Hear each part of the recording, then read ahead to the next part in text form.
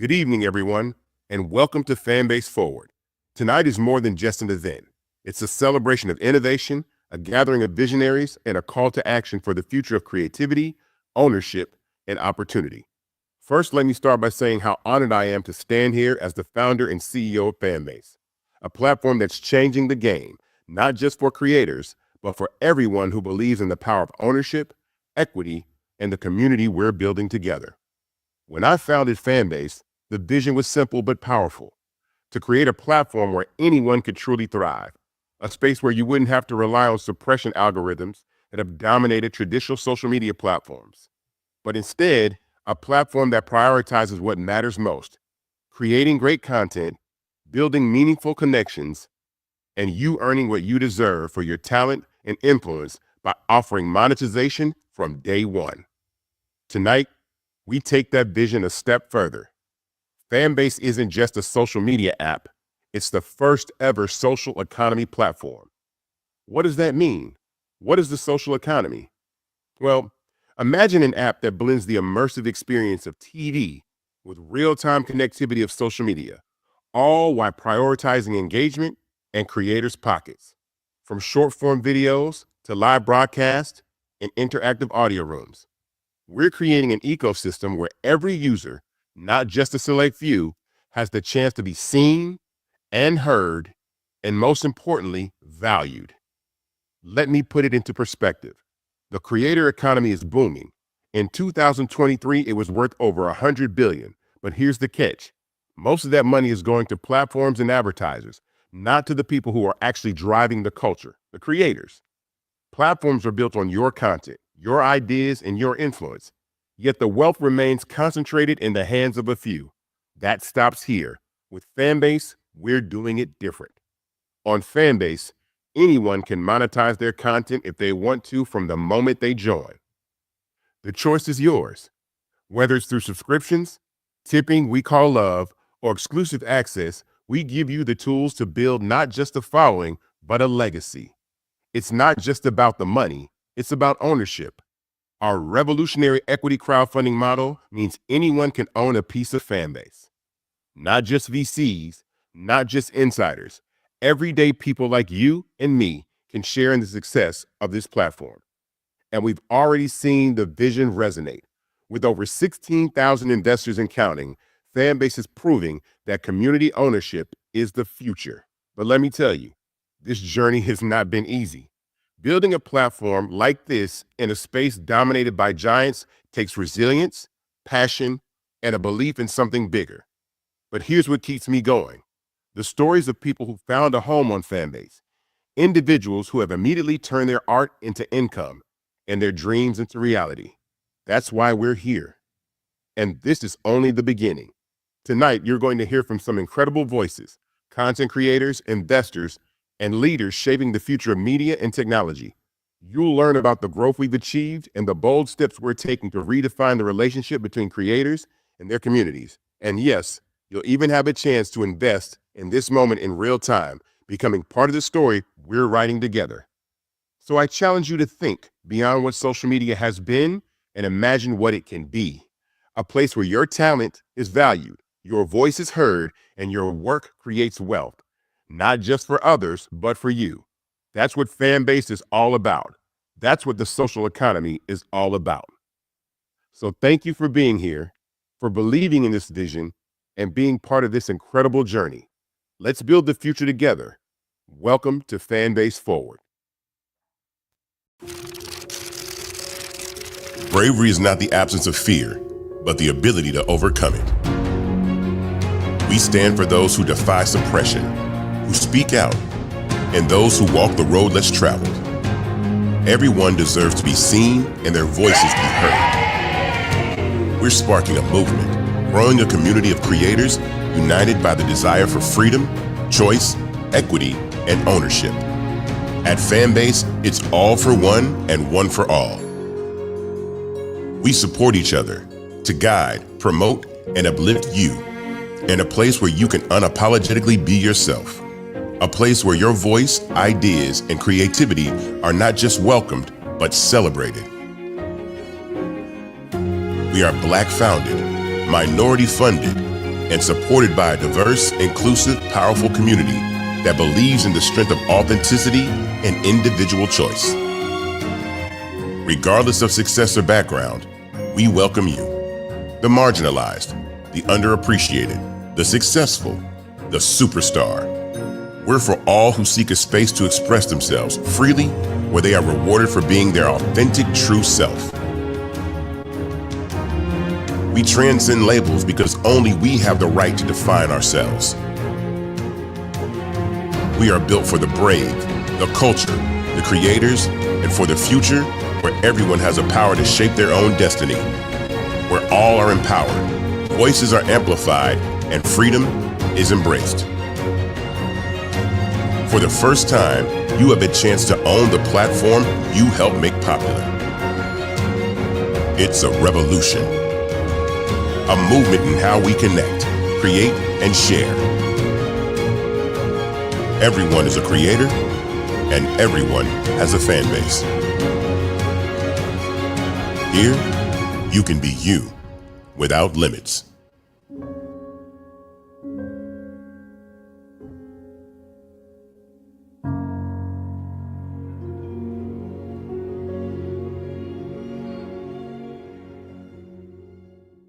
Welcome back to Fanbase Forward. As far as Fanbase in 2024, the numbers speak for themselves, and they'll tell a story of growth, engagement, and momentum that is redefining what a social media platform can be. Let's start with our total active users. Over 841,000 people have joined Fanbase. That's nearly 1 million individuals who believe in the power of ownership, creativity, and community. These are people who are choosing to support a platform that values their voices and their contributions, not just as users, but as stakeholders in something bigger. Our app downloads now total 1.2 million, a testament to Fanbase's expanding reach. Each download represents a new opportunity to connect, inspire, and monetize. This milestone isn't just about numbers. It's about the growing recognition that Fanbase offers something truly unique in a crowded market. Here's where it gets even more exciting. Our monthly active users have hit 335,000, a 53% increase since October. That means more than just growth. It's a surge in engagement and loyalty. People aren't just signing up, they're staying, creating, and contributing to the vibrant ecosystem we've built. This kind of user retention speaks volumes about the value and experience Fanbase delivers every day. And speaking of engagement, let's talk about session time. Over the past year, the average time users spend on Fanbase is an impressive 37 minutes per session. That's not scrolling through meaningless feeds. That's deep, meaningful interaction with content creators and communities. It's proof that Fanbase is more than a platform, it's a destination. When you look at these numbers, it's clear that Fanbase isn't just another social media app. It's a movement. While other platforms chase billions of fleeting users, we're focusing on building a committed, thriving community that isn't about vanity metrics. It's about real people, real engagement, and real opportunity. Now let's talk about what we've accomplished in 2024 by way of functionality, because this has been a year of incredible innovation and transformation for Fanbase.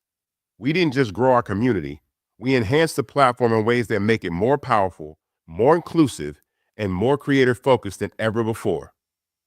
Let's start with Fanbase Audio and Web. Bringing our audio experience to the web was a game changer. We expanded access to this key feature, allowing creators and users to host and join audio rooms directly from their browsers and mobile devices without having to download Fanbase. It's about accessibility, making it easier to listen to great conversations and information no matter where you are. We also introduced the Feed Refactor, a behind-the-scenes overhaul that makes the Fanbase feed experience faster, smoother, and more engaging. This isn't just about fixing bugs. It's about future-proofing the platform so we can continue delivering the high-quality experience our users deserve. Now let's talk about brand audio on Fanbase. This is huge. We've given brands the ability to create immersive, interactive spaces where they can connect directly with audiences in real time. It's a transformative way for brands to foster genuine relationships with users. It's about meaningful engagement, not just promotion, and creating opportunities for brands to collaborate authentically with creators. On Fanbase, brand audio rooms empower brands and creators to thrive together in a space that prioritizes connection and value. So you just got to look at brand audio. And joining me right now on Fanbase Forward is Wisdom Sewell. Welcome, Wisdom. How you doing? What's up? Hey. I'm so excited about this, Isaac. This is some really cool stuff here. I've been waiting for this. So tell everybody who you are and why brands matter, especially in social media. All right. I'm Wisdom Sewell. I'm a creative director, a brand specialist, and an AI polymath. And branding is the crux of marketing.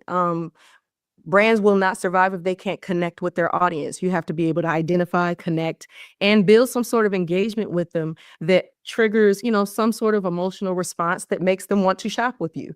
So that's what brands are. That is the character of the product and the business that you are working with.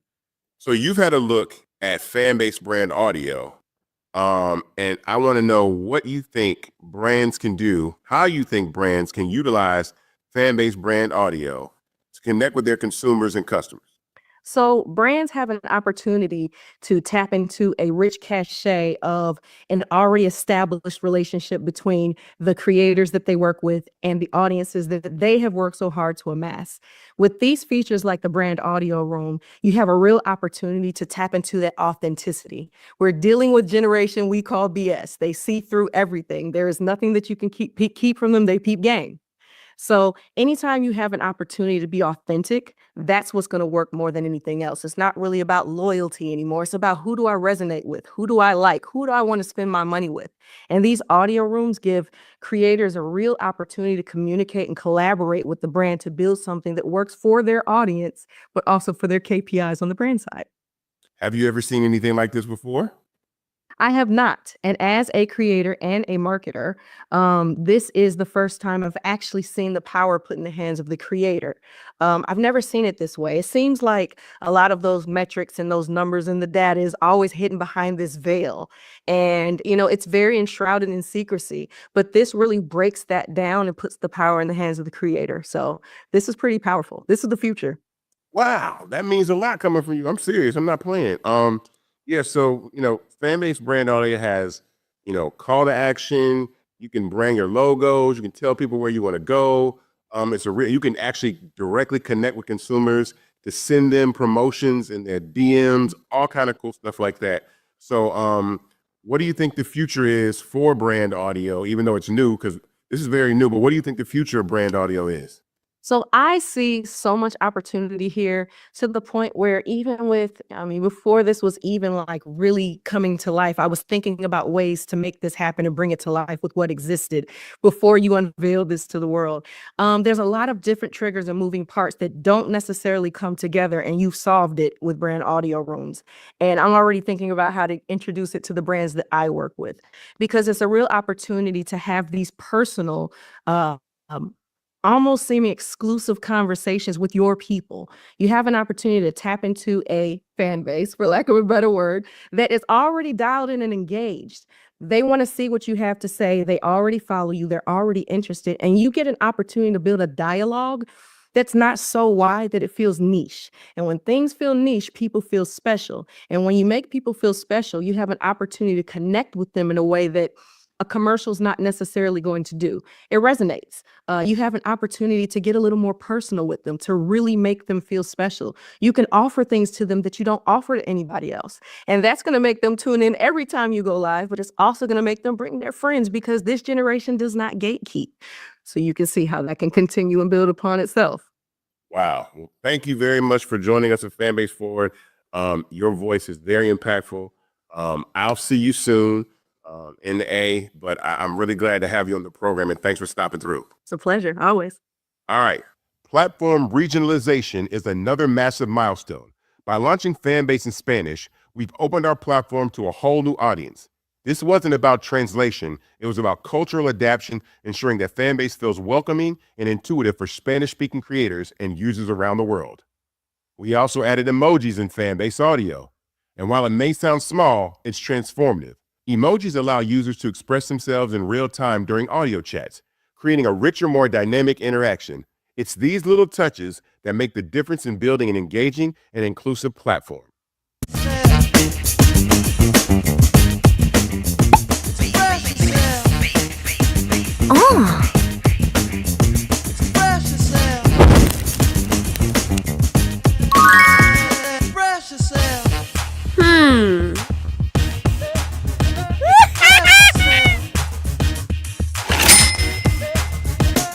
You don't ever need help from nobody else. Our Instagram and TikTok migration version 2.0 feature makes it even easier for you to bring your content from TikTok and Instagram over to Fanbase. This seamless integration isn't just a convenience, it's a bridge, helping creators get a head start on growing their communities and instantly monetize your content like never before. When it comes to live content, we went all in this year. The new live stream and live feed give creators more tools to share their content in real time, while Exclusive Live lets them monetize the access by offering premium experiences to their fans. One of my favorite updates is Love in the DM. We brought our ability to send loves, our microtransactions, directly to direct messages. This is a game changer for creators who want to engage with their fans one-on-one while earning revenue. On the technical side, Branch.io integration and PayPal integration were pivotal. Branch.io ensures a seamless user journey from social media promotions to app engagement, while PayPal makes payments more accessible for users globally, enhancing how creators get paid. Recurring engagement is a cornerstone of Fanbase. Creators can set consistent schedules to connect with their audiences, fostering stronger bonds and ensuring that their communities know when to tune in. And with the Fanbase audio listing on web, also known as the hallway, users can easily browse and discover rooms that match their interests. We've introduced Profile 2.0, giving creators more customization and tools to showcase how they are and what they do, and how fans can support them. This isn't just a profile, it's a creator's digital storefront, optimized for growth and connection. Finally, let's not forget Watch Party and Audio Chat, where users can pin videos to the top of their audio rooms. This allows friends and communities to watch content together in real time, engaging in live conversations. Here's a quick look at Watch Party. Have you ever been to London? Who you a fool for this? Who you a fool for this? Gang. Let her cook. Let me cook. Have you ever been to London? Who you a fool for this? Who you a fool for this? Gang. Woo. Let me cook. These updates are more than just features. They're proof that we're listening to our community, innovating constantly, and staying true to our mission of empowering creators. 2024 has been transformative for Fanbase, and we're just getting started. What's up, y'all? Look, Fanbase is more than a platform. It's a movement to empower creators, offering a unique opportunity for everyday people to invest in Black-owned tech, infrastructure, and help shape the future of social media. Investing in technology is essential for creating long-term wealth and influence in the digital age. The Black community must not only consume tech, we must own it. Discover how equity crowdfunding can serve as a powerful tool for funding Black businesses, allowing entrepreneurs to raise capital directly through their community through the Jobs Act.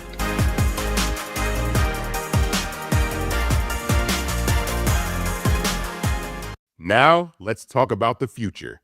As we look ahead to 2025, Fanbase is gearing up for a year filled with advancements and exciting new additions. This next chapter is about building on the foundation we've established and introducing new features that will enhance the experience for creators, brands, and users alike. From new tools for monetization to advancements that will redefine how our community engages and connects, we're not just evolving, we're setting the stage for something greater. Let's dive into the exciting developments coming to Fanbase in 2025 and explore how they'll continue to shape the future of the social economy. Let's talk about microblogging. Microblogging has become one of the most dynamic and impactful ways we communicate today. Platforms like X, formerly Twitter, Threads, and Blue Sky have shown us the power of short, immediate bursts of information to shape conversations, influence culture, and even change the world. But what truly sets microblogging apart, what gives it its unique magic, is citizen journalism. The ability for everyday people to share real-time updates, break stories, and provide perspectives that mainstream media often overlooks. For years, Black Twitter has been the cultural heartbeat of these platforms, creating trends, driving discussions, and amplifying voices. But here's the thing, it has never had an official home, a space where the creativity, humor, and power of the community could truly belong. Instead, its creativity, humor, and culture influence have been exploited to drive engagement, but rarely gets anything back in return. It is not just Black Twitter. People everywhere who want to engage in microblogging deserve a platform that values freedom of speech, inclusivity, and the ability to connect authentically. That's why in 2025, we're building something different, something that's easy to use, fun, and focused on delivering real-time messages without barriers. A platform where the community comes first, where conversations happen naturally, and where everyone has a voice. And we call it Fanbase Spark.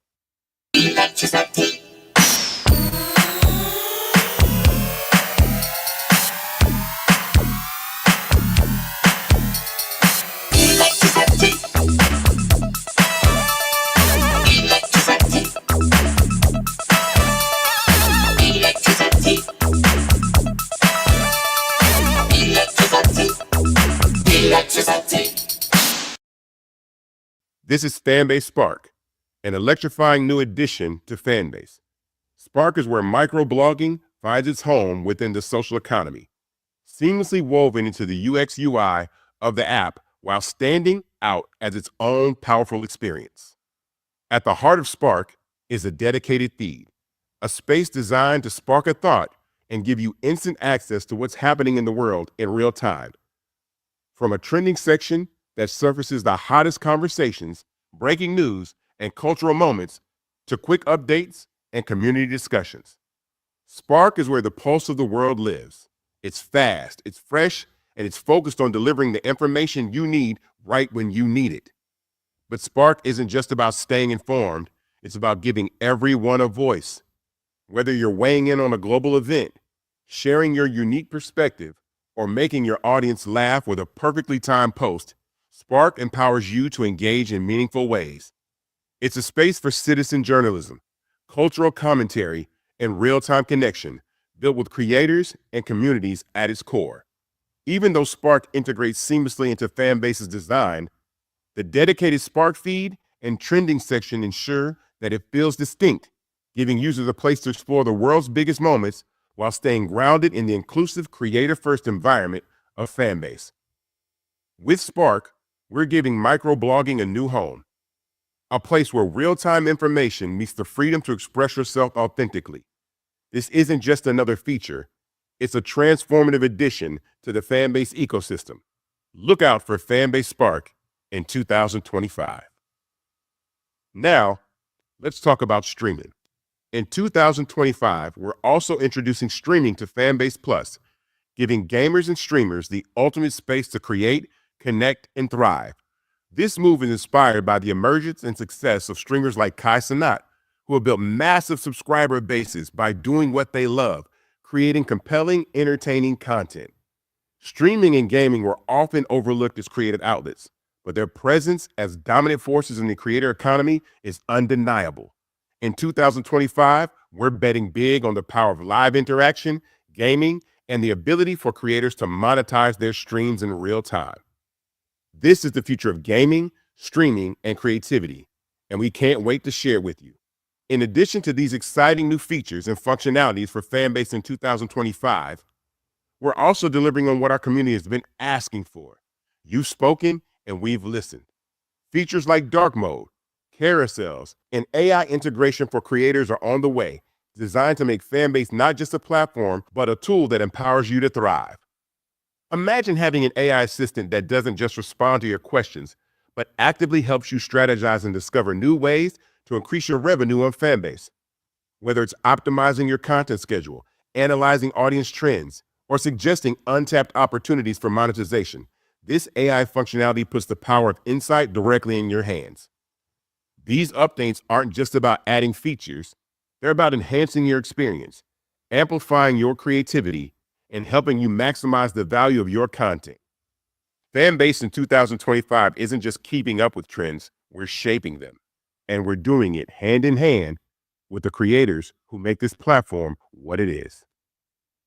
What's up, y'all? Look, Fanbase is more than a platform. It's a movement to empower creators, offering a unique opportunity for everyday people to invest in Black-owned tech, infrastructure, and help shape the future of social media. Investing in technology is essential for creating long-term wealth and influence in the digital age. The Black community must not only consume tech, we must own it. Discover how equity crowdfunding can serve as a powerful tool for funding Black businesses, allowing entrepreneurs to raise capital directly through their community through the Jobs Act.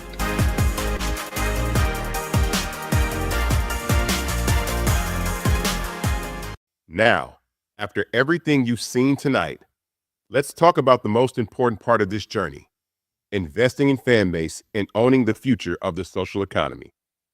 This is your chance to be more than just a user. This is your chance and opportunity to be an owner. Our momentum-gaining equity crowdfund on StartEngine gives anyone the ability to invest in Fanbase.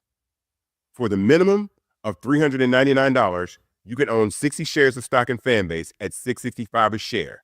That's it. No middlemen, no barriers, just you and a chance to own a piece of the platform pioneering the social economy. Historically, platforms like Instagram, TikTok, or Twitter were funded by venture capitalists and wealthy insiders. Fanbase is changing that. We're making ownership accessible to everyone, ensuring that our success is shared by the very people who drive this platform forward, you. Now, let's walk you through how you can invest in Fanbase step by step. It's a simple process, but every detail matters to ensure your investment goes smoothly. When you go to StartEngine.com, you'll first create an account. This account is crucial because it serves as the custodian of your shares, the wallet where your Fanbase stock is held. Once your account is set up, the next step is to make your investment. When you invest, your funds will go into escrow. That means we don't have the money and you don't have it. It's held securely while the necessary compliance steps are completed. During this time, there's a money laundering background check conducted on all investors. Don't worry, this is standard, and it usually takes no more than a couple of days. The next step is the most important. Once your background check is complete, you'll receive a confirmation email. You must confirm your investment by responding to that email. This step finalizes your commitment to owning a piece of Fanbase. After you confirm, your funds move into a disbursement queue, which allows us to draw these funds. Once the funds are deposited into our account, you officially become a Fanbase investor. The entire process typically takes about a week from start to finish. So let's recap. 1. Create your StartEngine account. 2. Invest in Fanbase. 3. Wait for the compliance check. And 4. Confirm your investment via email. By investing in Fanbase, you're not just buying shares, you're becoming a part of the story we're writing together. You're joining a movement that's redefining what it means to truly own a piece of the platforms you help build. Your investment is a statement that you believe in the future where creators and communities thrive together, where innovation is driven by inclusion, and where ownership is shared by the people who make it all possible. After this break, I'll be speaking with Social Proof founder David Shands. This is Fanbase Forward 2025. Invest, innovate, impact. We'll be right back.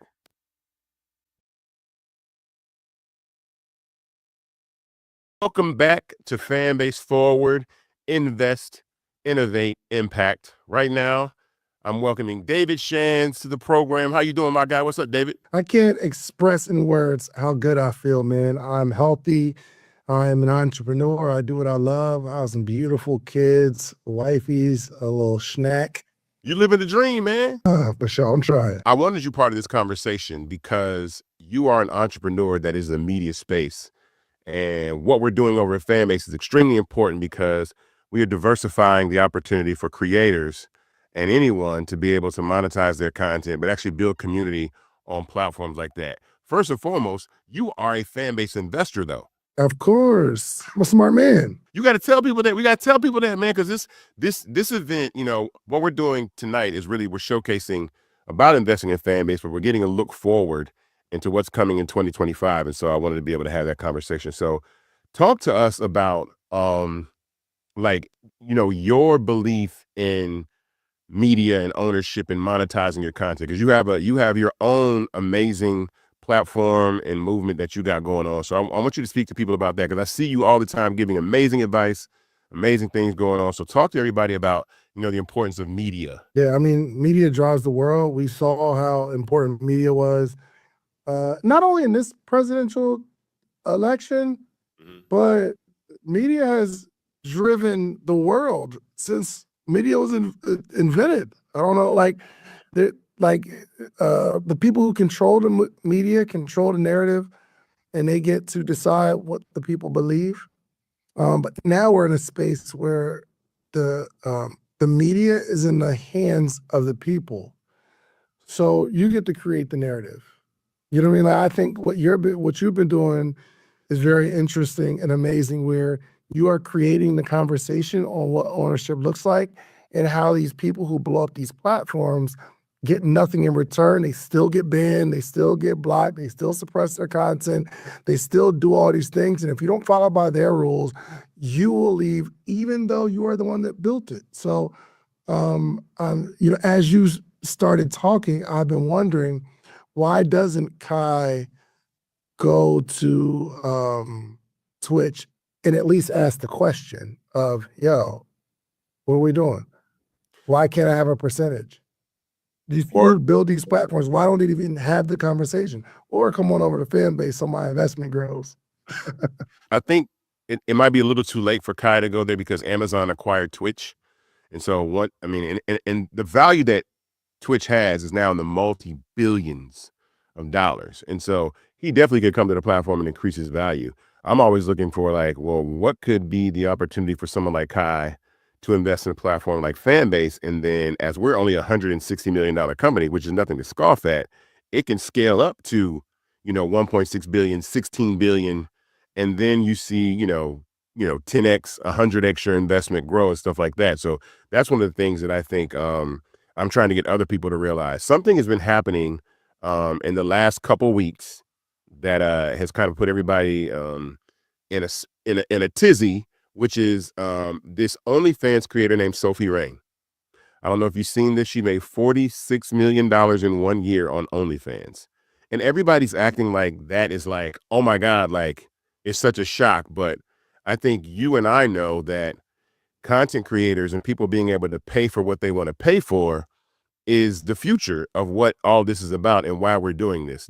How do you feel about her making that type of money and other people being able to make that type of money? I think that's where we are. There's no limit right now. There's only the limit that we place on our own mind. There's people that are going to continue to break records on social media, monetarily. Like, and I don't know that young lady, but she's not $40 million more special than anybody that's watching this.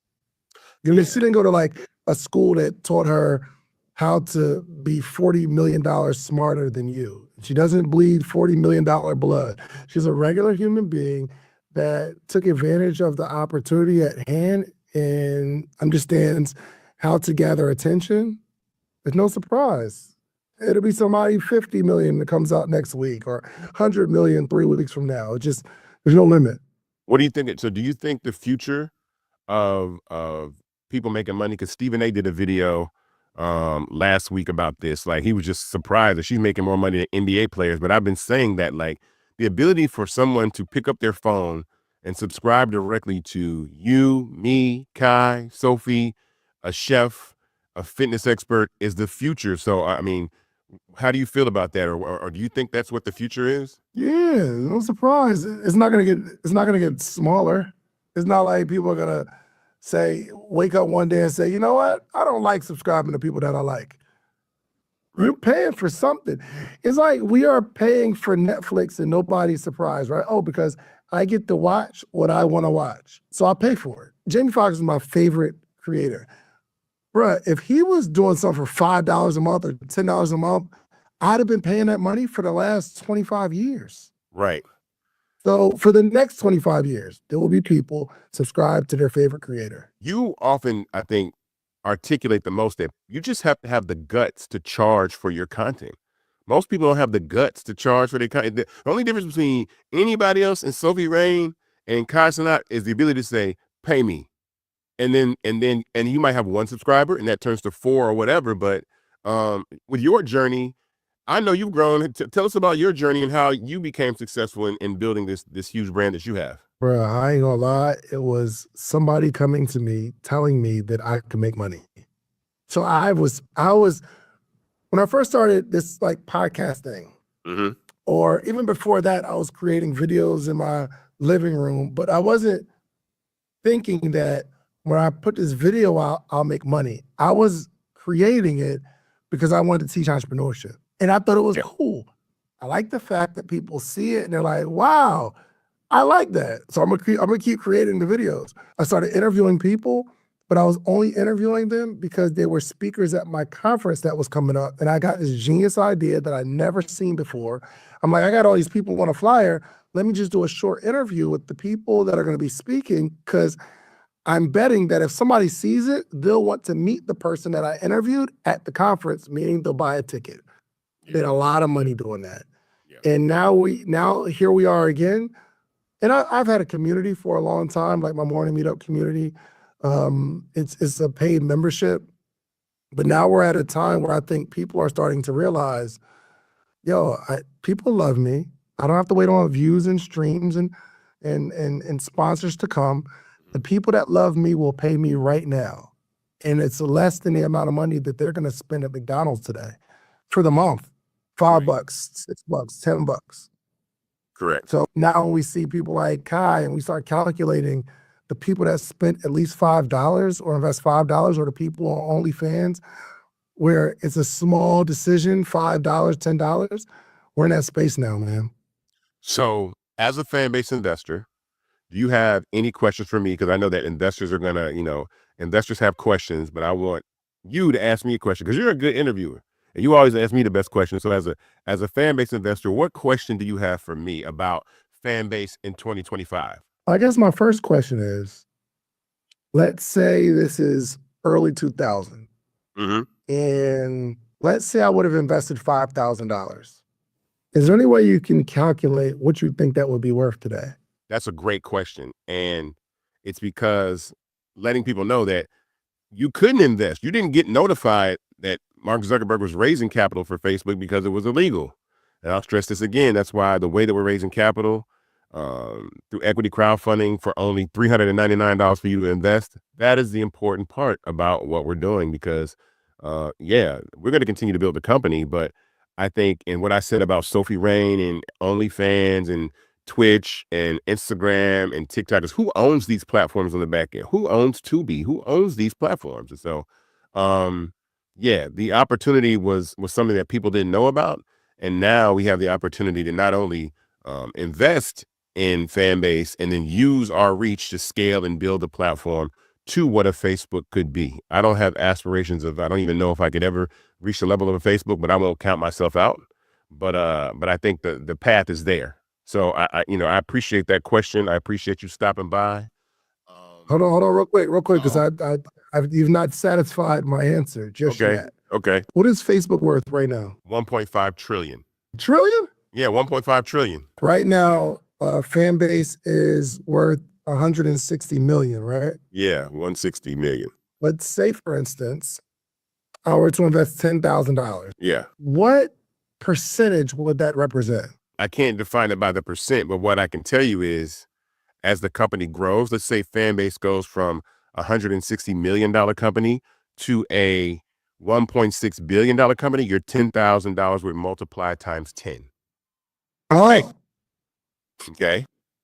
And then we'll multiply times 10. So a 10,000 will be 100,000. And yeah. So then if Fanbase became a $16 billion company, your investment would times 100. So 10,000 times 100. $1 million. Right. And then if Fanbase were to reach 160 billion, right, which is the value of the 160 billion, which is less than the value of Instagram and TikTok and Facebook, that is 1,000x your return. So 10,000 times 1,000, which I think is $10 million. But that $10,000 that they're going to invest during these holiday season is not going to yield anything. And they'll actually forget about the 10,000. So the 10,000 someone spent on the holidays last year or a birthday party, they don't remember it. They don't even think about it, right? Yeah. That's why the reason I invested, because the money that I invested, I don't remember it. It's not like a pain point, like, oh my gosh, I still need that money back from what I don't even think about it. Right. I believe if we all finally get a platform that we can all get behind, how we build up every other platform, one day we'll look at the money we forgot we invested, and it will be something that's going to take care of our kids. That's what I believe.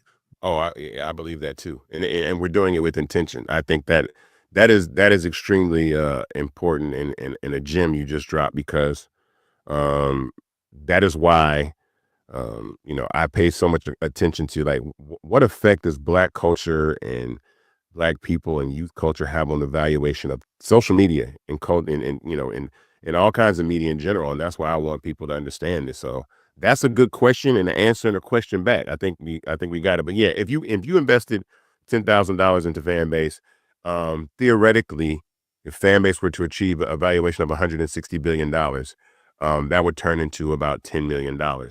And that's why when I say the minimum is like, $500, that'll turn into $500,000. And that's life changing. That's I can pay off student debt, buy a house. That's creating wealth for people that have never had the chance to do so. So I love it, man. Keep it up, my brother. Congratulations, man. Just keep taking them arrows in the back, being a leader, and keep cutting down the trees just so we can walk and have a path, man. But congratulations. Keep it up, brother. all right, man. Thank you very much, David. I appreciate it. No problem. All right, my guy. We'll be right back, guys. Shout out to the whole Fanbase family, all the investors, everybody that's tuned in having this conversation. My name's Ebro. I host the morning show in New York City, Ebro in the morning, drive time. Also work at Apple Music as a host, and do other work inside Apple Music as the global editorial head of hip hop and R&B there. And, a lot of content gets made by me, my team. And when I saw Fanbase was, being in a position to accept investors, I decided to invest and support, because we all know that Black content and Black creators set the trends. Some of the most engaged with content on the internet and on media platforms. And so with the company Fanbase positioning that as a priority to make sure that Black creatives and their content gets monetized and they get credit for it and they can build their businesses, I felt like it was a no-brainer for me to make an investment and participate. So I was honored to do so. I hope to do more as the technology grows and more tools become available for creatives. I plan to engage a lot more. So let's keep pushing. Let's keep sharing the message. And let's keep growing this thing. Now is a great time too. I think there's a lot of transition taking place in tech and in content. And so, let's keep pushing forward. Thanks for having me. We're back live at Fanbase Forward 2025. Invest, innovate, impact. I am here right now with Kika Wise, co-founder of Black Box, a startup that helps people franchise their businesses. Hello, Kika. How are you doing? Thank you for joining me on Fanbase Forward 2025. Thank you so much for having me. I'm doing well. Super excited about what Fanbase is doing. So franchising can feel like a big step for people. Can you explain like the process and how that happens as someone that wants to maybe take their small business and franchise it? Yes, most people think about the franchisee, the person who buys a brand and opens a store and runs it. There's not a lot of discussion about the franchisor, the person who owns all of the rights to the store, the brand, and sells units to other people.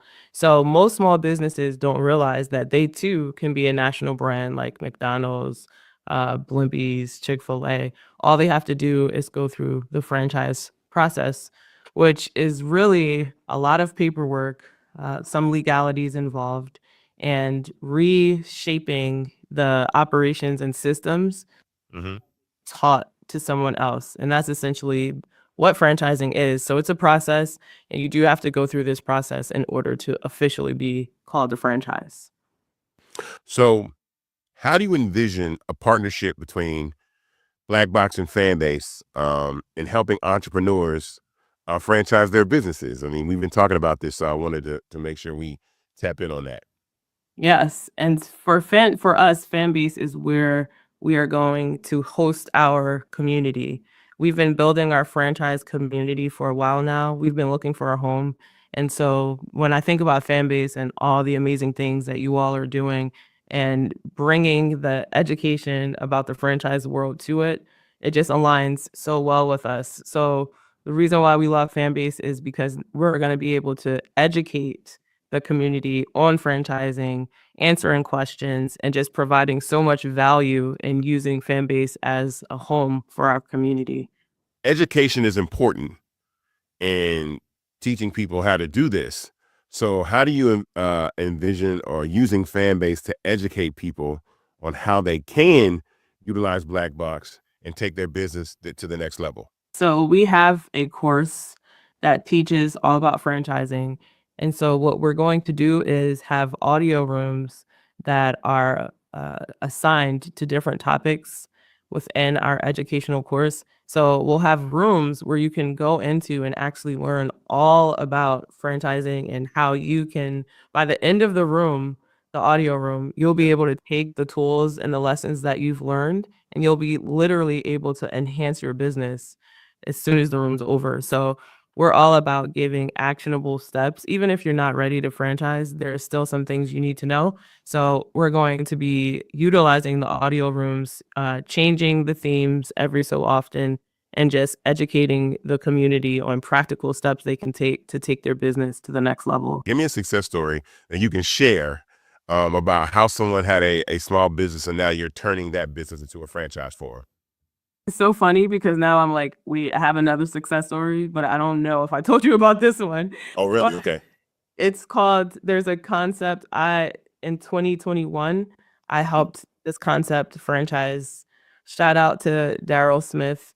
He owns Wing It and Sip It out of San Antonio.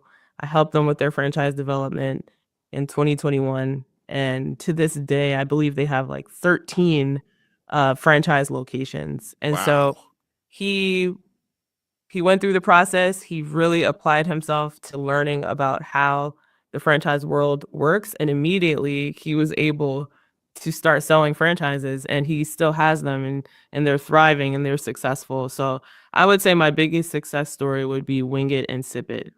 Wow. That's awesome. See, this is why we doing this. Because we got to really utilize, these platforms. And I think Fanbase serving as a hub to be able to do that for what we're doing. So before we go, what advice would you have for entrepreneurs or creators that want to franchise? Like what steps do they need to take before maybe they even meet you and figure that out? Because I know sometimes you might meet someone, they have to go back and do some work that they hadn't done before. And be like, man, I got to fix this up so we can get you right. So what advice do you have for aspiring franchisors? Yeah, that's a great question. Yeah. The biggest piece of advice I would give is to start firing yourself from your own business. Most people don't even know what that means. Most people are stuck behind the front desk. If they don't answer the phone, if they don't send out emails, the business does not function. In order to be a franchise, the business has to be self-sufficient. It cannot rely on you. If it relies on you, it's a job, which is fine. But if you're trying to build a business and later on a franchise, it has to operate without you even picking up the phone or being there. So one of the first things that I suggest everyone does is write a list of all the things that you currently do in your business, things that you love, things that you hate doing, and cross out all the things that you don't enjoy doing. Those things that you cross off now become a task for someone else. Hire that person, have them do those tasks that you don't enjoy doing. Now they have a role within your organization, and now you're able to delegate some of the work, so you're not doing everything, so you can get from behind the front desk. And now if you keep doing that, after time, the business will be self-sufficient and it won't rely on you for its daily existence. Wow. Okay. Well, yeah, I had to actually learn that here at Fanbase, and it's been a blessing to kind of delegate authority and allow other people to do things. It's just trust. There's trust that's involved. But it was the best decision ever because it allows me to be the CEO of the company, and I just get to imagine and dream big and be the visionary, you know what I'm saying? And don't worry about the little things all the time. So, Kika, I want to thank you for coming to Fanbase Forward. I'm excited for what we're going to be doing in 2025. I appreciate you stopping by. And we will talk to you very, very soon. But thank you for stopping by. Shout out to Black Box. Can't wait to get started. Thanks for having us. All right. Bye-bye. Bye. We'll be right back. Friends, what's up? It's your girl Candy. A lot of y'all know me from a lot of different media platforms, but most of y'all know I'm about my business. Let's just get straight to it.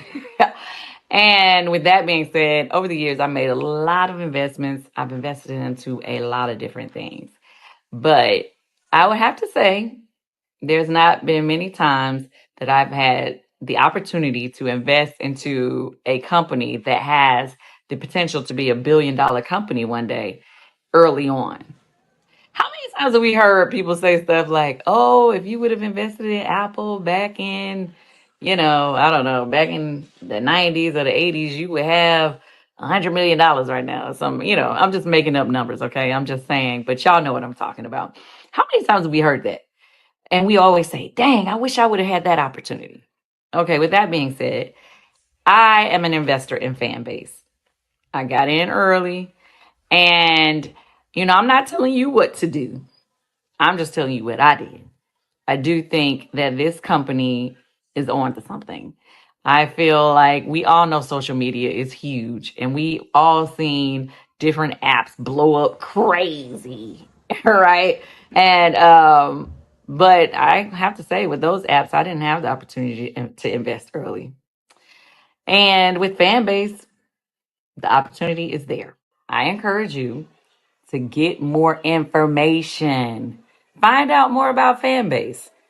I'm just saying. Welcome back to Fanbase Forward. Invest, innovate, impact. I am here now with Dr. Shantay Bolton, Executive Vice President and Chief Business Officer at Georgia Tech. How you doing, Shantay? I am doing wonderful. Thank you for having me today. Thank you for joining us for this amazing conversation and event that we're having with Fanbase. So as everybody knows, Fanbase moved their offices in West Midtown in collaboration with Georgia Tech. And we've been able to start to work together. And I want to ask you, what excites you the most about this partnership? I'll start with this quote that comes to mind when I think about our relationship, and that's really that Black excellence isn't just about individual achievement, but how we lift each other as we climb, how we break barriers, how we create a sense of community. And that is exactly what I think Fanbase is doing, and bringing together the intersection of the creative arts and engineering in the relationship with Georgia Tech. It's really, really exciting just to see the work that's going to go on. I'm motivated and inspired by the work that our students will get to do, working in partnership with Fanbase. And so it's really this opportunity to elevate the brand of Georgia Tech in partnership with doing things in the creative arts, and in particular, Black creative arts in West Midtown Atlanta. That's exciting.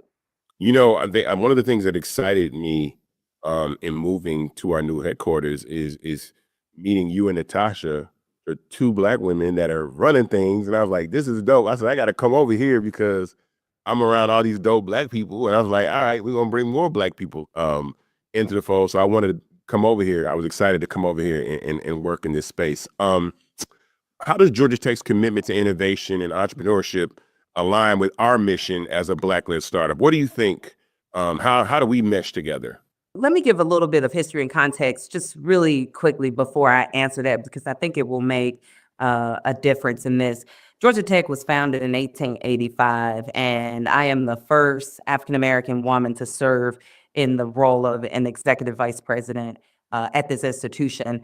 That's something I'm very proud of. But also with that, I think comes a responsibility for us to be intentional and thoughtful about the type of relationships and partnerships that we develop. Fanbase creates what I think is a very unique opportunity as the institution is at a place in its history where it's thinking about how to really amplify our impact in the innovation space of creative arts. And that's everything from performing arts, social media, you name it. And I think that this opportunity with Fanbase gives us a chance to really think about what that can look like and to have a partner that is deep in the field that can help us to shape what the future looks like together. I believe that when you think about Georgia Tech and Fanbase as a partner, we as Georgia Tech create the framework of engineering, right? We have that. We know that. We're really, really good at that. We're globally known for that. But Fanbase is a platform that allows for the expression of art in different ways that can connect people and ideas and build bridges. And so I think there's an opportunity there for us to learn from that together, to be able to contribute to and draw from each other. I know that there will be opportunities for student internships that you're going to draw from our wonderful and brilliant minds of our student body at Georgia Tech. And I think that, only good things will come from that. Only good things can come from that when you bring very brilliant creatives in both engineering and they're inspired by the arts in a way that can help expand the presence, visibility of this social media platform and the content creators who will use this as their mechanism or avenue to share their ideas, their products, services, etc. Well, that's awesome, and thank you for that, because I think that's incredible statement. We have a collaboration between ourselves, Fanbase, and Georgia Tech, and a podcast studio. I don't think people know about that, but we will be utilizing. We're working together to create an opportunity for tech startups to film and record podcasts. Like I said, like you said, students to come and intern. Along with other HBCU students that we have with some of our other partnerships. So I want to thank you for that. I appreciate you taking time out of your busy schedule to stop by Fanbase Forward, and I continue to admire your work and all you do, and look forward to working with you. Continue to work with you guys over at Georgia Tech. Absolutely. Thank you so much. And in the spirit of Georgia Tech's mission, progress, and service, we will continue to be in partnership with you and supporting the work that you're doing. Keep it up. I'm excited to see what is to come, because I truly believe that the best is yet to come with this relationship. Thank you very much. Back to Fanbase Forward, Invest, Innovate, Impact. And I'm now joined by Mr. Ross Mack, founder of Macconomics. What's up, my guy? My God, how you doing, brother? I'm good, man. We met at InvestFest in ATL, man. And after meeting you, I definitely was inspired by your energy in Black people investing and getting into finance and understanding those things. So give people a little bit of your background, because I want to talk about the importance of investing at this crucial moment in our history. Yeah, man, I think that one, is definitely mutual. It was great to meet you. I look forward to continuing to build with you. And a little bit about me, right? I'm from the South Side of Chicago. Used to work on Wall Street, did sales and trading at Morgan Stanley. Then I worked at a hedge fund called Grosvenor Capital. And so, I've seen things on the highest level, but the biggest thing is the fact that I'm from the South Side. And I said, you know what?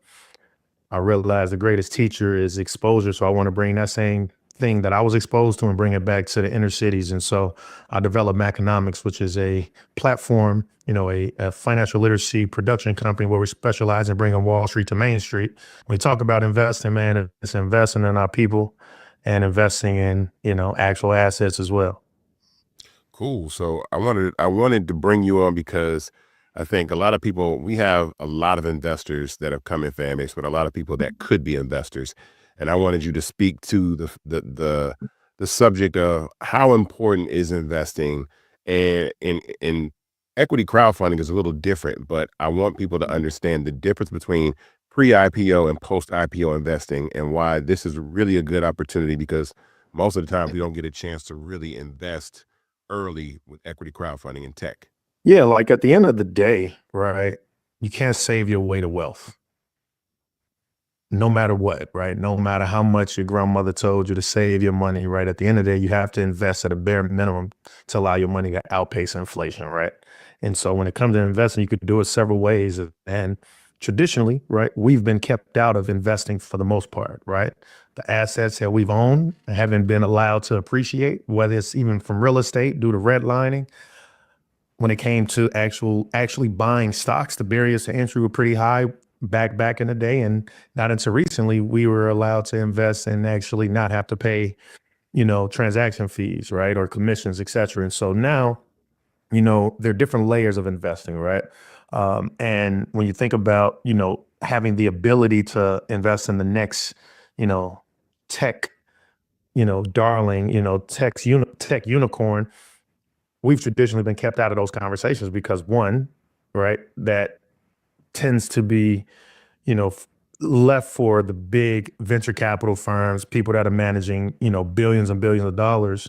And one, right, our Black founders often aren't getting nearly what we should when it comes to those meetings, right? I think we get less than like 1% of their allocations. But on top of that, when it comes to being able to invest in, private companies, you have to be something called an accredited investor. And when it comes to being an accredited investor, the rules change, but just consider you got to have over, you have to make over $250,000, right? Or have over like $1 million of, assets or something like that. And as you can imagine, the average person that look like us, they don't, check those boxes. And so to your point, equity crowdfunding presents a good opportunity for people of color to actually say, you know what, I want the ability to, invest in the next big wave of technology. And so I think it's important that, we find ways to have a diversified portfolio where you got your safe assets, your real estate, but also have the ability to own something that has the ability to have a, 50, 100, 200x, even plus. I echo those sentiments all the time, but I want people to hear from someone that's actually in the space and the expert, because coming from me, it just sounds like a guy talking, but people that, I do this for a living, I think is extremely important. What do you think the role of the Black community in shaping the future of innovation? I always talk about how our culture really defines everything that's cool, but there's no infrastructure to contain that in, and how we have to create companies that we own that house our innovation. So, so the app Fanbase is one of those things in social media. We don't own these apps. So us being able to actually own our culture in something that is tangible as opposed to something that is not with our culture, how important is that? Yeah, I think at the end of the day, right, Black people as a culture, we're the coolest, most creative people in the world.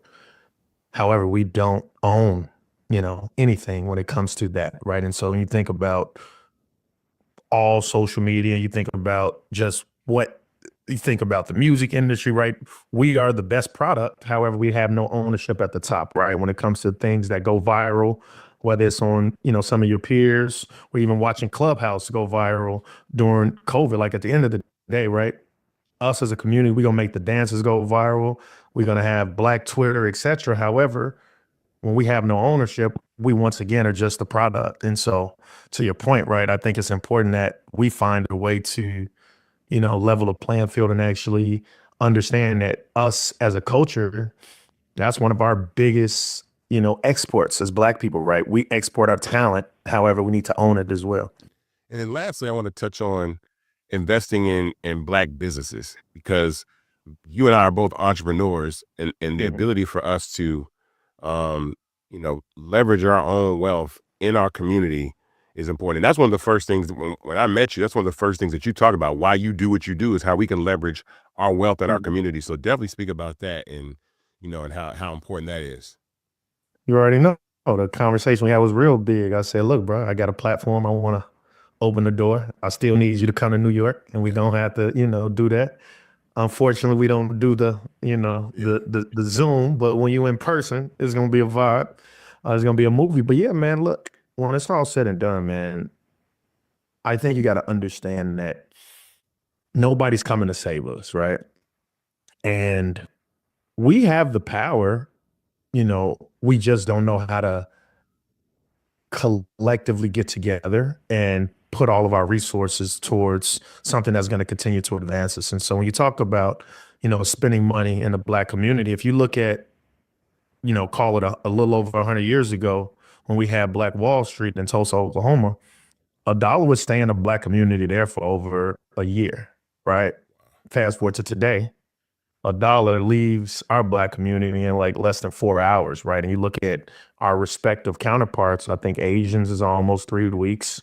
Jewish is around, slightly less than that. But like when you look at people having money in their community for weeks, when it leaves ours in less than 4 hours, there's something to be had and something to be said there. And so I think it's important that when it comes to trying to help advance us as a community, it's important that we find ways to support Black businesses, right? Spend money with people that look like us who, at the same time are trying to advance us. I think that's important, right? It's one thing to just be a means to an end, but then it's like, okay, where's my dollar going? And if I have the ability to put it in a place where it's advancing us, I'm all ears for it. Thank you, man. I appreciate you. I'm glad that we're able to have this conversation, for you joining us on Fanbase Forward. I'm gonna make sure I get up there. And if you get down to Atlanta, let me know, man. You can come by the Fanbase headquarters. We can definitely chop it up. But thank you for joining us. I appreciate your time, everybody. This is Ross Mack, and we'll be right back on Fanbase Forward. All right, My man, appreciate you. Yep. Y'all, look, Fanbase is more than a platform. It's a movement to empower creators, offering a unique opportunity for everyday people to invest in Black-owned tech, infrastructure, and help shape the future of social media. Investing in technology is essential for creating long-term wealth and influence in the digital age. The Black community must not only consume tech, we must own it. Discover how equity crowdfunding can serve as a powerful tool for funding Black businesses, allowing entrepreneurs to raise capital directly through their community through the Jobs Act.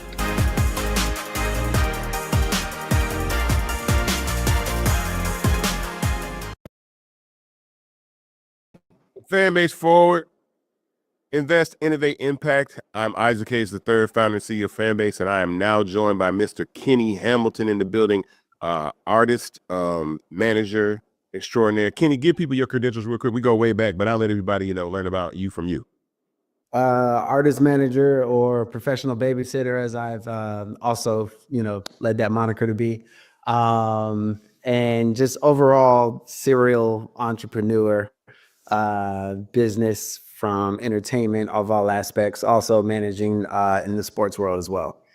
So when I founded the Fanbase, and one of the ideas, creators, musicians, artists, athletes are some of the main people that I had in mind. Why do you think Fanbase is good for creators? There's a lot of creator economy platforms, but why do you think Fanbase or is good for creators to monetize, and kind of what avenues does it give them to kind of bypass some of the middlemen or gatekeepers that are in the industry right now? I think just because you've created a social platform with a DTC or a direct to consumer ideology and platform, right? I've seen multiple people post about how much they're getting paid on Fanbase, how it's coming directly, how as soon as they create an account, they can begin to monetize it. It's taken a lot of the loopholes out of trying to figure out how to get paid, how to become a creator. It's like once I log on to Fanbase, have an account, I can immediately start generating income. And I think that's what the other players in the game per se are lacking. But I think that they're doing this for a reason, because they're based off of ads and you're like focusing on the creator first. Yeah. So as a manager, why do you think ownership is important? Because I know a lot of times, artists get in there and they start making money, but why is ownership as a manager?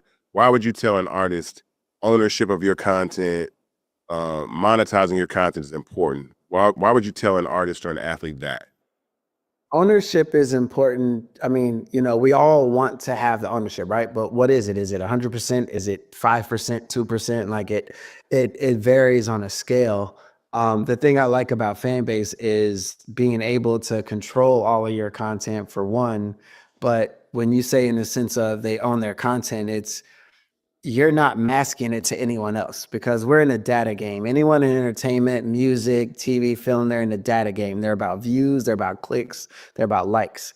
And what Fanbase provides is real-time information with that. There's no buffer to it. There's no, oh, if you have 10,000 followers, we're only going to show 500 of your followers, and then you have to spend money to get ads for the rest of your followers to even get a chance to see your content. It's your content. It goes to your followers, and you have complete autonomy of what you are posting, what you're sending out, and so forth. And that's the difference, and that's what makes Fanbase a lot greater and a lot better than a lot of these other platforms, I think.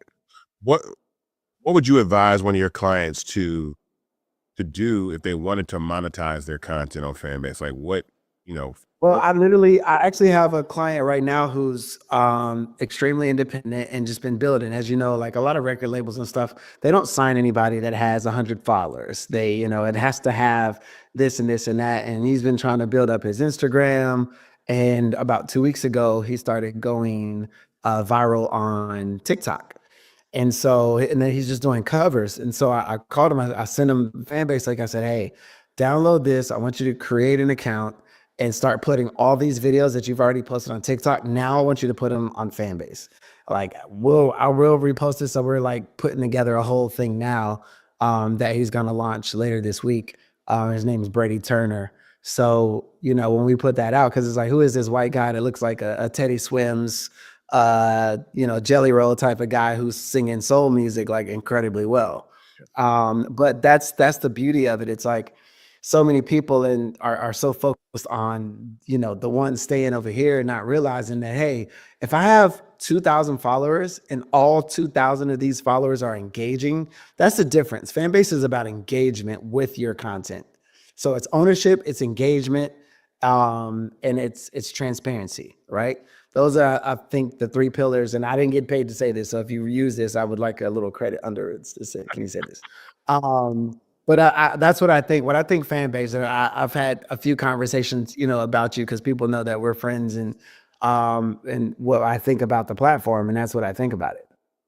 Cool. Well, I thank you for your time. I know you're a busy guy, but I appreciate you always supporting what I do and being involved. And I look forward to continue to build with all the talent because Kenny is into a bunch of things, Kenny got a bunch of people you work with. But I'm happy to be able to call you a friend and have you come on and talk about Fanbase Forward and share your vision for what we're doing as well. So thank you very much, my guy. Absolutely. I appreciate your time, man. All right, man. Happy holidays, everybody.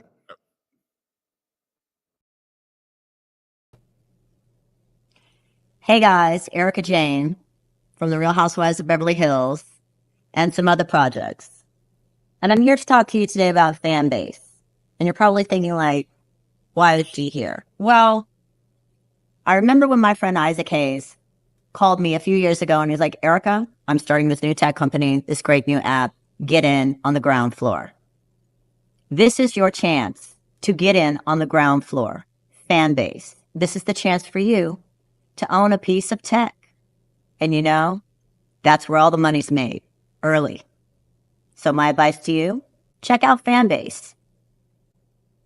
And Ike, I'm really proud of you.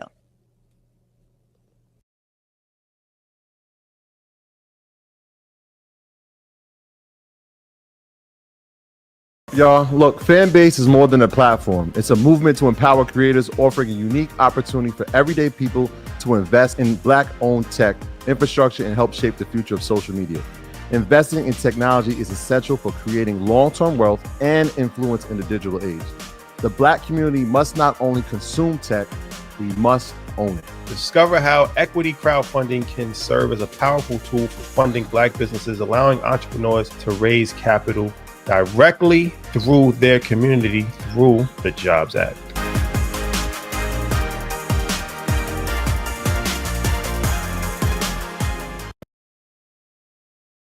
Back with Fanbase Forward, Invest, Innovate, Impact. I am joined by Kenny Burns, the phenomenal Kenny Burns, the lifestyle specialist, investor, entrepreneur, media titan, Kenny has done, an amazing job at being the lifestyle specialist he is. But I've always known you as a person that's been building businesses since I know you. You've been in fashion, apparel, you've been in everything. And the importance of these conversations, what we're doing with Forward, we're talking about the evolution of Fanbase, where we're going, but we've also been talking about investing in ownership. And I wanted to talk to you about that because I saw a post that you made shortly after the election about how we can start focusing ourselves on our own businesses because of what happened with over on X and stuff like that. And so I want you to talk about the importance of ownership in Black business, because we're both Black entrepreneurs, and how we have to start circling the wagons on our own infrastructure to make, things happen for our community. 100,000%. And that actual statement came behind the rhetoric from Elon Musk. The fact that I was a Tesla owner and then went into, immediate disgust with the fact that he went from, I paid $105,000 for my Tesla, and then he lowered the price of the actual vehicle to $85,000. I dislike Elon very much, and to support him was not in my wheelhouse. So we exited all of my companies off of Twitter.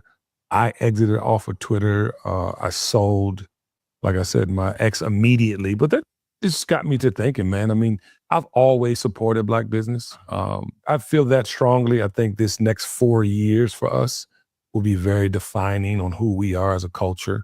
I think hip hop culture is on a decline as far as music being our soundtrack, but there's so many other extensions of hip hop now.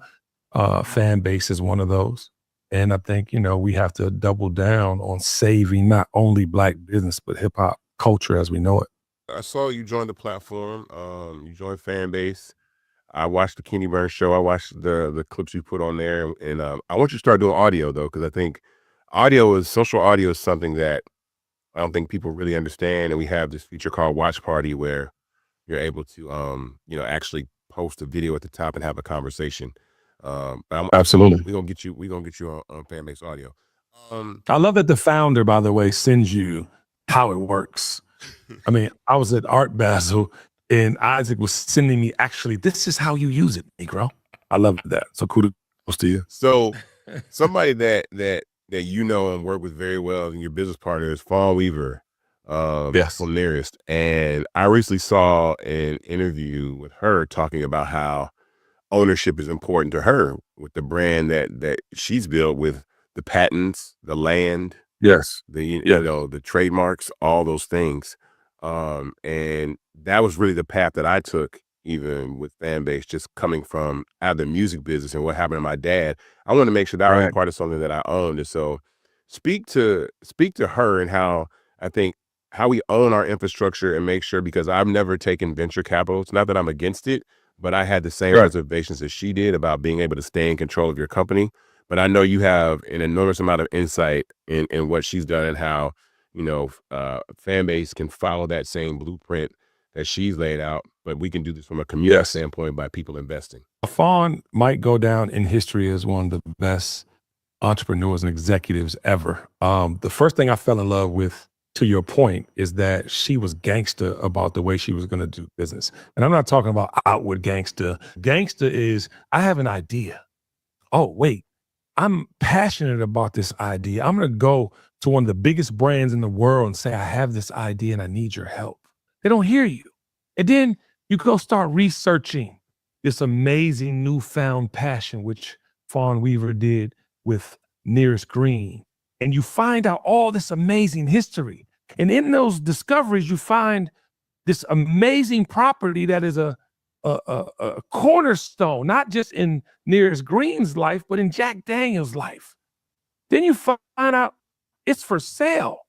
You find out that Jack Daniels doesn't own the Dan Cole farm. So you make that play to buy this land.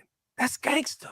So you add on to this discovery of this amazing man that started this process that came from the continent of Africa and exudes this whiskey that everybody in the world thinks came from this man named Jack Daniels. No, came from Nearest Green, affectionately referred to as Uncle Nearest. And now you're like, oh, wait, we have to be involved. When you think about business, you think about fortifying your foundation. She exemplifies that on the next level. She exemplifies that, and it will be case studies on her going forward and how she did. This is lightning in the bottle. You don't get this, often. This is not like in every year someone like Fawn Weaver pops up. This is a once in a generation type of business. And she, is privately owned. That's another gangster thing about her. She's raised all this money, and she's been able to be inclusive and have people immerse themselves in this brand. And it's a testament to who she is and what she's selling, right? She's selling history, and we're all a part of it. I love that story because, again, that was my idea to say, hey, look, when I first thought of the idea of Fanbase, I trademarked it. When I came up with the idea of subscription capability, I filed a patent for it.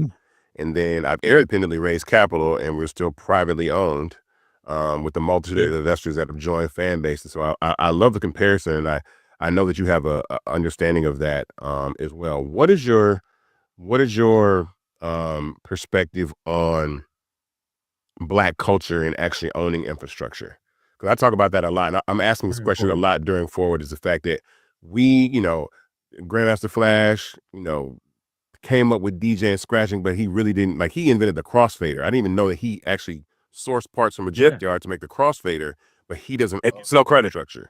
And so the importance of why I'm doing what I'm doing is to say that we need to own our infrastructure that we put our culture into. How do you feel about that? It's very important. It is our legacy. It is what we will be remembered for. When you just, gave that analogy on him creating the crossfader. But that's technology, right? And to not patent that, to not own that. I mean, how many, Serato would owe him, $1 billion at this point, right? In patent. So I think that it's a thing of, we have been sold on this monetary gain and forgot about art, right? But even when we were learning about the art, we weren't taught about valuing art. We weren't taught to take insurance out on art, to file patents when we had created things to continue this art. To your question, we value the wrong things. We don't value the ownership. We don't value the legacy. You have benefited from your father's music and fought for the rights of that music because he left it to you. There were things that you could, have actionable item-wise to fight for, to monetize, to provide for your family. And you got brothers and sisters. So it's like, at the end of the day, I think, we've been taught all the wrong things. And now our responsibility, yours with Fanbase, is to create a platform where we can have truth. I want to thank you because I think, I know how passionate you are about Black culture and Black people, and joining us today. Glad to have you as a Fanbase user and investor. I tell everybody, go to startengine.com/Fanbase to invest. That's where you go. The minimum to invest is $399. And we're gonna close this raise. I'm telling you, we're raising 17 million, but we're gonna close this round and then move on to the next level, and then the next level, and then Fanbase is a multi-billion-dollar company, and we'll see. Hell yeah. But thank you for joining us. I appreciate you. And I can't wait to continue to work with you on Fanbase and the Kenny Burns Show. Yeah, man, listen, love what you're doing. Love the fact that you have intentionality around this platform. And you can save the world, brother. Do Fanbase. I'm here for it. Thank you, my guy. All right. We'll be right back, guys. Aloha, everybody. My name is Sam Wilhoit at Sammy Dub, coming to you from beautiful Kaneohe Bay, right here in beautiful Hawaii Nei. So ultimately, you're going to be on Fanbase because this is the future of social media. It is a new day in social media. We're coming to you from the beginning of a new day and a sunrise right here. So what I would say is do yourself a service, okay? This is a once in a life. Well, it's not a once in a lifetime opportunity. Well, yes, Fanbase itself is a once in a lifetime opportunity. But if you felt like you wish you got on Instagram in the beginning and went big, it's a lot harder to go up there now. If you wish you got on TikTok in the beginning and wish you could be able to go big in the beginning, but you missed it, this is your opportunity. This is a blue ocean where you can come in and make a splash now before everybody gets here, because it's going to continue to get better the more people are here, but there will be a bigger crowd from which you're going to have to stand out in. So right now is the time. Also, if you're sick of Instagram, quite frankly, if you're sick of whatever other algorithm is suppressing your content all the time, if you've got 1,000 followers and only 2% of your people see your stuff and you get 2 likes, if you got 100,000, if you're one of those people with 1 million followers and you get 20, 30, 40 likes on a post because nobody's seeing it, if you're a follower that's trying to get bigger like myself and you get 1 or 2 likes because nobody's seeing it, but you just wonder, hey, is my content good? Maybe it just sucks, but is it good? You can come here and find out, because there are no ads suppressing the content, and the feed is wide open. You're going to see everything your followers, the people you follow post, and your followers going to see everything you post. So people will see it and you'll find out, hey, my stuff is actually good, or hey, my stuff actually isn't good. But regardless, if you want to find out, you got to come over here, and this is a blue ocean. This is your chance to go big while it's on the upswing before everybody else.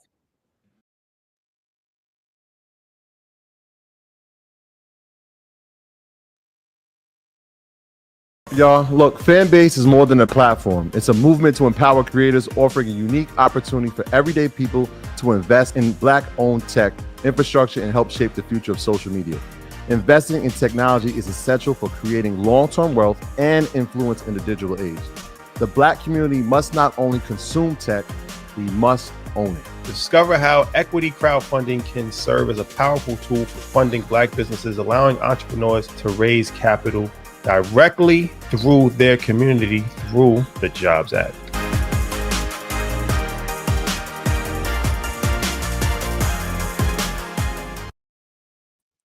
Yo, yo, yo. We are back live on Fanbase Forward. How you doing, everybody? What's good? How's everyone doing? What an exciting night. Yeah, I am now joined by the CTO of Fanbase, Ramiro Canavas. What's up, man? How have you been enjoying this night? It's been amazing. You know, I feel like nights like tonight gets us together, you know, a little bit of excitement. Oh, we've been nervous. yeah, we're pulled together. We're scared if it's gonna come off looking right. Hey, but we came a long way, so this is nothing for us. Nothing. This is nothing for us. Shout out to everybody that's been tuned in and watching.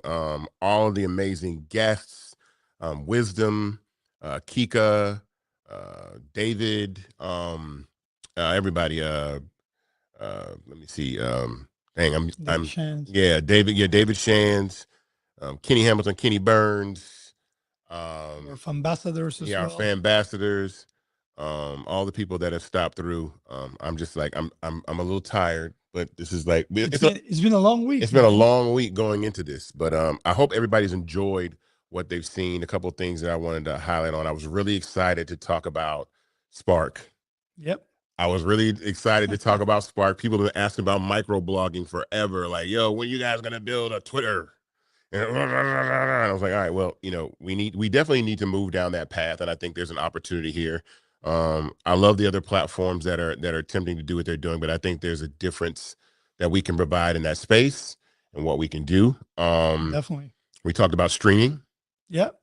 We had a lot of gamers actually tuning in and asking about, you know, streaming in 2025, RTMP.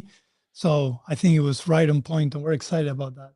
Yeah, and then you guys got to see Watch Party. If you haven't ever done brand audio or just fan-based audio, period, on the app, you can actually check out Watch Party inside the app, post links to videos at the top of your audio rooms, and listen and talk. And, you know, I watch Pop the Balloon. If anybody's ever seen Pop the Balloon, I've done a whole Pop the Balloon show and listened We're to that. actually doing a watch party right now. Yeah, that's the thing. We're actually having a watch party inside the app of what we're doing right now. So you can see that. It's really, really cool. And then we talked about some of the things that people have wanted, like dark mode. People got a chance to look at dark mode. People got excited. People got excited about it. What else? Carousels. Those are the things that we know we are going to bring. It's just a question of time. Yeah. So Yeah. dark mode, carousel. We also talked a little bit about AI. AI. No, let's talk now. I want you to talk about that because it was definitely. exciting. Talk a little bit about AI. Yeah, definitely. So we're definitely excited about AI and what AI means for the social economy, more specifically for creators, right? I know that AI can be intimidating. We're starting to see a lot of content out there generated by AI, but when AI is applied the right way for the right purpose, I think it has tremendous value. So for Fanbase, and because we are creator first and we're all about the creator, what we're trying to do with AI and what we're going to be doing with AI is empowering the creator, giving them better workflows and better tools so they can create a genuine original content in a better and quicker way. And also insights are super important, right? Yeah. So it's not just a question of us throwing you a bunch of data and saying, okay, figure out what's working for you. Imagine the power of AI and data in a social economy platform such as Fanbase, where it tells you where you're doing well, what can you do to improve your monetization, your visibility. So we are excited about bringing AI to really empower creator and benefits their audiences as well. And when we talk about creators, we're not talking just about individuals. We're talking about solopreneurs, small, medium, large businesses, MPOs. So we consider all of them creators in Fanbase, and I think AI is going to definitely bring Fanbase and the creator to a different level. Everybody is a content creator. Everyone is a content creator, and you can monetize from day one. From day one. I saw that question in the feed. Like, how long does it take to monetize? I was like, now, right now. Look at this camera right here. Remember, this is where we I wanna give a update on the raise. We are currently at $3,865,091 raised. I want to get to $4 million. For everybody that's out here is watching this right now. Yeah.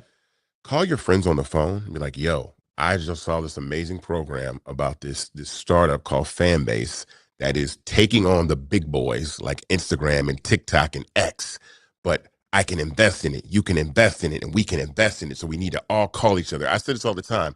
I did the math. 33,000 people investing the minimum of $400 closes this raise, and we're off to the race. And what's important about that is a lot of the things that we talked about, we're going to build, but we could build them really, really fast. We could build them like in the first quarter, you know what I'm saying, or first 2 quarters of 2025.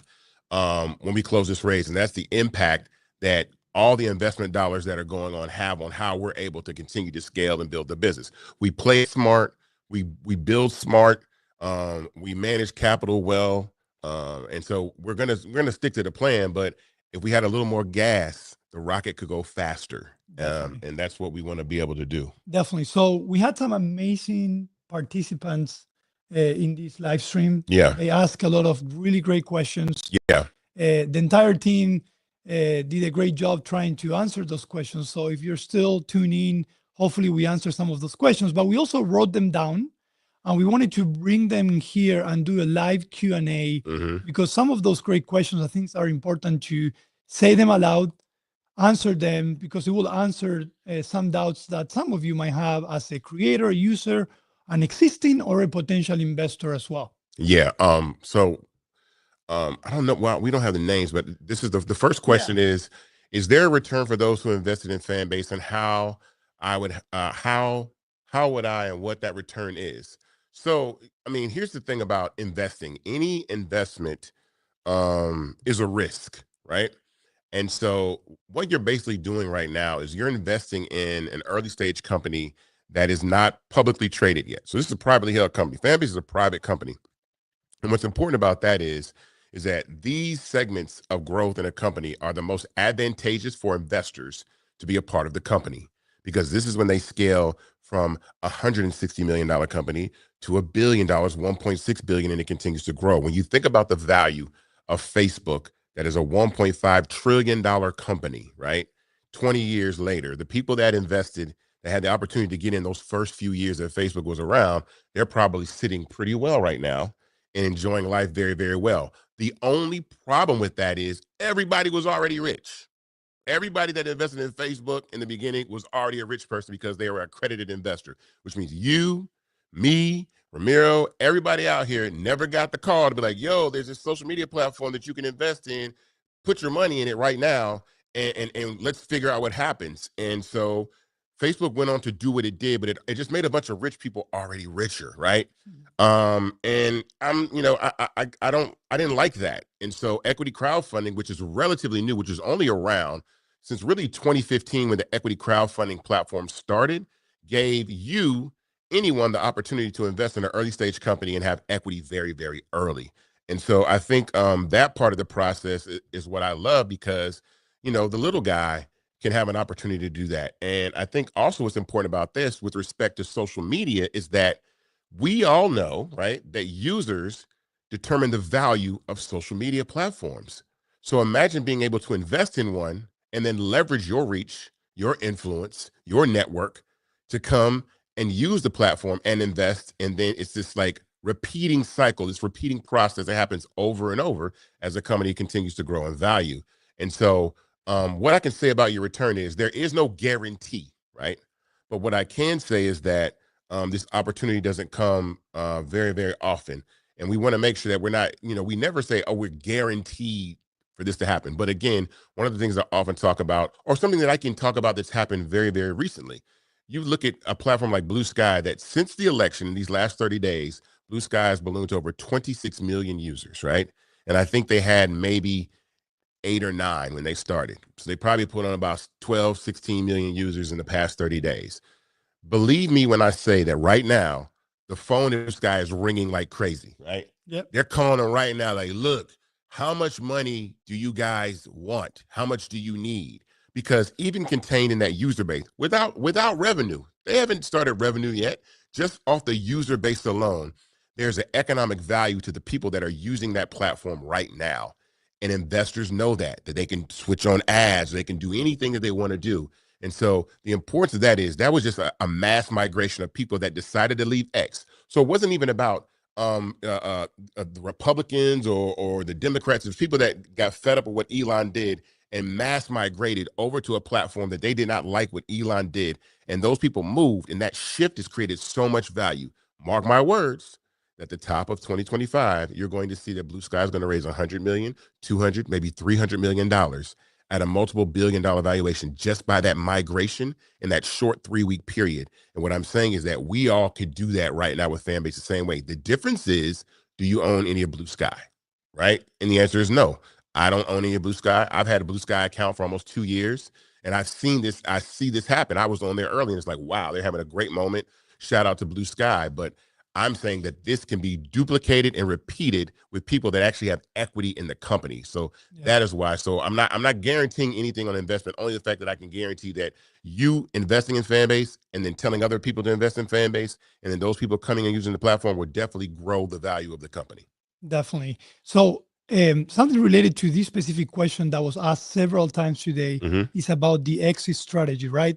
As an investor, when you invest, you always also wanting to say, okay, when am I going to make money? Yeah. And if you have an exit strategy, what does that look like? So let's talk a little bit about exit strategies and what is our focus currently. So, okay, there's 3 eventualities for Fanbase as a company. It's typically most companies are when they're startups, right? There's a merger, there's an acquisition, or there's an IPO. So there is an exit strategy. This company was built to be sold in one way, shape, or form, but it was built to be sold at a value significantly higher than the one that it is now, so that people like you who are investors see a significant return on your investment. Let's be real. People always talk to retail invest. Retail investment, if you get anywhere from 10 to 14% off of an investment, you've done well. So for every dollar you invest, if you get it 14 cents back, $1.14 back, you've done well. In the space of social media and technology, you're talking about companies that can 10x, 100x, 1,000x, 2,500x your investment. This is unheard of. So that exit strategy has always been part of what it is, but I want to make sure that we exit at a value that delivers a return to not only the people that build the company, but the people that have invested in the company.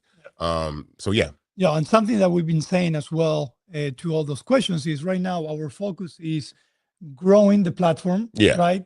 We're hyper focused on growth and retention. So there's one thing that we can promise everyone is that we wake up every day. Yes. You're going to have it released at least once every 2 weeks. And we're always constantly going to be bringing value. We're going to get better. We're going to continue working. Yes. And every day we're going to get up and we're going to say, how can we do and give value to our creators so we can get them as close as possible to that minimum threshold so we can pay them. Yeah. Right. Mhm. So that for sure we can promise. But again, our focus right now is growth, but inevitable, we'll obviously have an exit strategy in mind at all times. I like this question. The second one, the escrow. Well, I mean, that's not, I don't like that one, but I'll answer it. I mean, it's a simple question. So typically your money stays in extra escrow as long as it takes for two things to happen. One, for a background check to happen, and then two, for you to confirm your investment. So there's two processes, right? You invest in Fanbase. Once that happens, your money goes into escrow. There's a background check done. And then once the background check is completed, and that's really about a 2-day period, you get a confirmation email. Here's where the delay might happen. That email might be in spam. You might not be checking your email. That's the most significant part of the process of investing in Fanbase, because there's never been a round where we've had people miss out on investing in Fanbase because they forgot to hit confirm on their investment. As a matter of fact, when we see on the back end of our platform, I see lots of unconfirmed investment that we have. But I'm telling you, if you have invested in Fanbase, check your email. If you don't know if you're invested yet, make sure you check and confirm your investment, because that could change a lot. That could push the race forward significantly, because there's a lot of money there that people have yet to confirm, because I don't want that money to get returned. And then people are like, oh man, what happened to our investment in XYZ? So that money stays in escrow just about that long, for however long it takes to do that. The question that I like is, team, will we eventually get music? What is the music strategy? That's key for growth and retention. So music is very, very complicated. Complicated for a couple of reasons. We are a monetized platform. We have subscriptions and we have tipping. The hurdle is the music industry wants their money, and they have rights and they have publishing rights. For that very reason, the only vertical on Fanbase that you cannot put content behind a paywall is Flicks, which is like short form video, where music typically will be. And so the reason we do that right now is because we don't want the music industry saying, you're putting our music behind a paywall, give us our coin. As far as music strategies, there's another thing that's also pretty tricky, and that's getting the rights to this music. Now, fortunately for us, we have a guy by the name of Bill Campbell, who's an advisor to us. He's really the architect of music Not just licensing. a guy. Yeah, He's an amazing guy. He's an amazing guy. He's an architect of licensing for music. So when I started this, I come from the music background. So the first thing I said is, let me find somebody that knows about music and apps, and Bill is the guy. So he's the guy that wrote the initial licenses, the initial agreements for like Musical.ly and TikTok. And so these platforms could have music on them. So I sought Bill out as someone that could really help us get music to the platform. And so it's something we want to do, but again, it's a challenging process, and it's very, very costly too. Now, these licenses that these companies have, and what I mean by costly is, it's not costly as in the sense of saying it's, $100 million or $200 million. For companies like Facebook and Meta, that is. But for us, it's costly in the sense of it's something that we can spend, and it's going to move the needle on growing the platform while we continue to do other things that focus on growth and retention.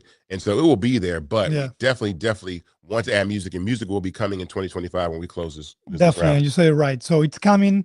I know that one of the things I do want to mention, Isaac, that you always been keen since we started talking about music the first time.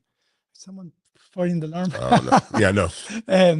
Is that, even though I know that you have the mainstream music licenses, you've always been very keen on independent artists. Yeah. And that is connected to what Fanbase is about, right? Yeah. We always say when we build Fanbase, we build it from the bottom up, right? Yeah. And when it comes to music, you also want to give the chance to independent artists to be able to showcase their music as well. Yes, indeed. Right? Yeah. So I'm not going to say too much, but I will say that music is coming. It's part of our strategy, but also we want to do it differently, and we wanted to do it in conjunction with what Fanbase is all about. So, all right. The next question is, what about ads? Will we control ad-driven content? Can we run our own ads? So currently, Fanbase does not have an ad model. It doesn't mean that we are against advertising. Here's the main reason why I built Fanbase without ads. It was simply because of content suppression. On all these other platforms that run ads, your content gets suppressed because they can't allow you to have the reach that they're trying to get brands to pay for to run ads with them. So if you have 10 million followers, they can't let you reach 10 million people if they're about to charge a company to reach 10 million people through ads. So they suppress your content. That's the big secret. That's what none of them will say, but I promise you it's real. So the reason why your content doesn't reach anybody that or most of the people that follow you. And you can look at your page, go look at any celebrity's page, go look at all these celebrity pages that are on Instagram, right? They might have 100 million, 200, 300 million, right, followers, right? Go look at the reach of their Reels videos, right? 10 million, 5 million, 2 million, 20 million, never 300 million, never 400 million. They're not going to do that because that's literally $28 million worth of reach that they have, that they would lose because brands would come to the users that have those large followings to run ads. So for that very reason, I think that we're going to continue to think about the process of how we can do ads on Fanbase and make it something that is interesting. Well, I think it's good that we talked about branded experiences, right? Yeah. Because we believe in disrupting to the way creators collaborate with brands and businesses. Yeah. We have what we call branded experiences. I know that today you show an example of branded audio rooms, right? How brand can collaborate with creators through the Fanbase platform. And we want to take that across all the different verticals, right? And one of the questions that we get all the time is, okay, you're not going to do ads, but is Fanbase revenue model is going to be always just subscriptions and lab, which is our digital currency. Yeah. And the reality is that is not the only thing. Branded experiences is going to be another way to diversify our revenue model, grow with the creators and with the brands in a creative way of doing branding through all the different verticals in Fanbase, and also, of course, partnerships, which is super important to us. So definitely there's a future for a collaboration with brands and businesses. It probably won't be the traditional ads on the feed, but it'll definitely be branded experiences. All Yeah, right. I mean, again, I'm not going to rule out advertising. I'm just not. Isaac, I think we might need your little finger my there. fingerprint? No, you can't do that. But let me text So Andy something. we have it's okay. We're live stream. That's We're what live. It's live. So we have the computer with the questions, and we just you can go there and put the I don't want to get up. Okay. All right. So I have some of the other questions that I want to share here.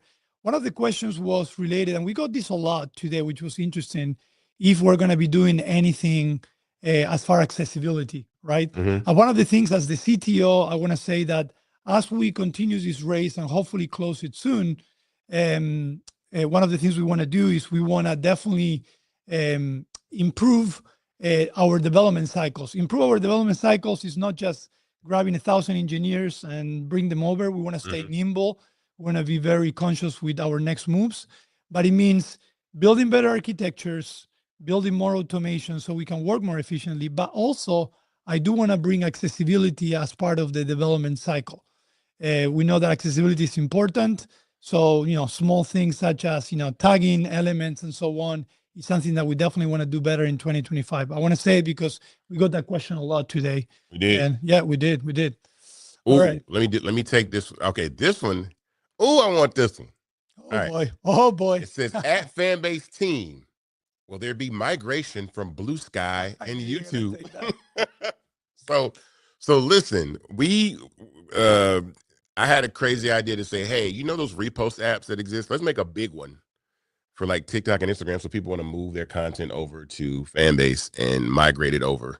And Ramiro, being the genius that he is in the team, they did it. We filed a patent for that. It's called content migration. So right now you can migrate up to 1,000, I think, 2,000 posts from Instagram or TikTok over to Fanbase. To the people that are worried about TikTok going away, we don't know what's going to happen. I can't tell you what's going to happen with TikTok, but I can tell you on the safe side that if you and all your friends downloaded Fanbase and migrated your TikTok content over to Fanbase, it would exist in a place just in case TikTok goes away, right? And so that content migration process is very, very simple. We have a new version called Migration 2.0. It's faster, it's smoother. Definitely check it out because it gives the opportunity for you to also start Fanbase with a fresh start, right? You're not starting from the bottom. You're not starting with no content. In fact, you're putting your content on a platform that now people can tip. They can actually show you love and give you revenue for tipping in that platform in that way. And so when it comes to Blue Sky and YouTube and even X, I mean, it's possible. I don't put anything. I don't put anything past the ability of what we can build as a I company. gotta be very careful what I tell Isaac, because once he gets in his head, no, but definitely, we want to make the transition in from other social media platforms a breeze. We know that Yeah. there is, creators today are overwhelmed with the amount of social media platforms that are there. Yep. The stress of starting all over again. I gotta create all this content that I put for many years. Yep. So for us, the focus is how can we make that transition in as simple as possible. And that's what we did with Instagram and TikTok. And we're definitely going to be applying the same concept for the rest of the upcoming social media platforms. Let's see. What about the algorithm? You see that algorithm question? Yeah, I saw the algorithm question. So someone asked, and we actually had this a lot too as well, is if the will the algorithm be built out to push out in front of unique users daily, or will our live stream only be put in front of our current followers? So one of the great things that we have at Fanbase, because we are not born as an ad-centric platform, we're all about the creator, is that we do have the flexibility and we are empowered to give as much visibility to creators as possible, right? So the answer is yes, we're definitely going to go beyond following. In fact, the algorithm that we're working every day is how can we give relevant visibility to audiences that are looking for specific interest, specific content, and that goes beyond following, right? Following matters, of course, because you get to choose what you want to see, but at the same time, we're also going to be giving that visibility beyond following as well. So 100%, and I think that's something that I'm always excited about Fanbase is that we have that flexibility. It's a creator and content-centric algorithm. It is, and we built the platform like to understand that I didn't want people to be limited by following. I think following is dead. I don't think following is a thing anymore. It still matters. It matters, but here's what I mean by it matters, because people remain connected to you, but it should not be the only way that people see your content. And matter of fact, it's not the only way that people see your content on Fanbase. We wanted to go into the engagement era as opposed to the following era. So I always say, would you rather have 1 million followers and 100,000 views on your content, or 100,000 followers and 1 million views on your content? To get those types of views, it has to go beyond your following. People have to see your content that are not following you. So of course we want to make sure that algorithms put your content in front of massive amounts of people, because again, we're not concerned with limiting your visibility based off running ads. And so that's a very, very important key part. Anything else you want to? So we have a few more questions. Yeah. I know one of them I already answered, but someone asked, how much are you investing on platform design, speed, and performance and stuff like that? And I love that question as the CTO.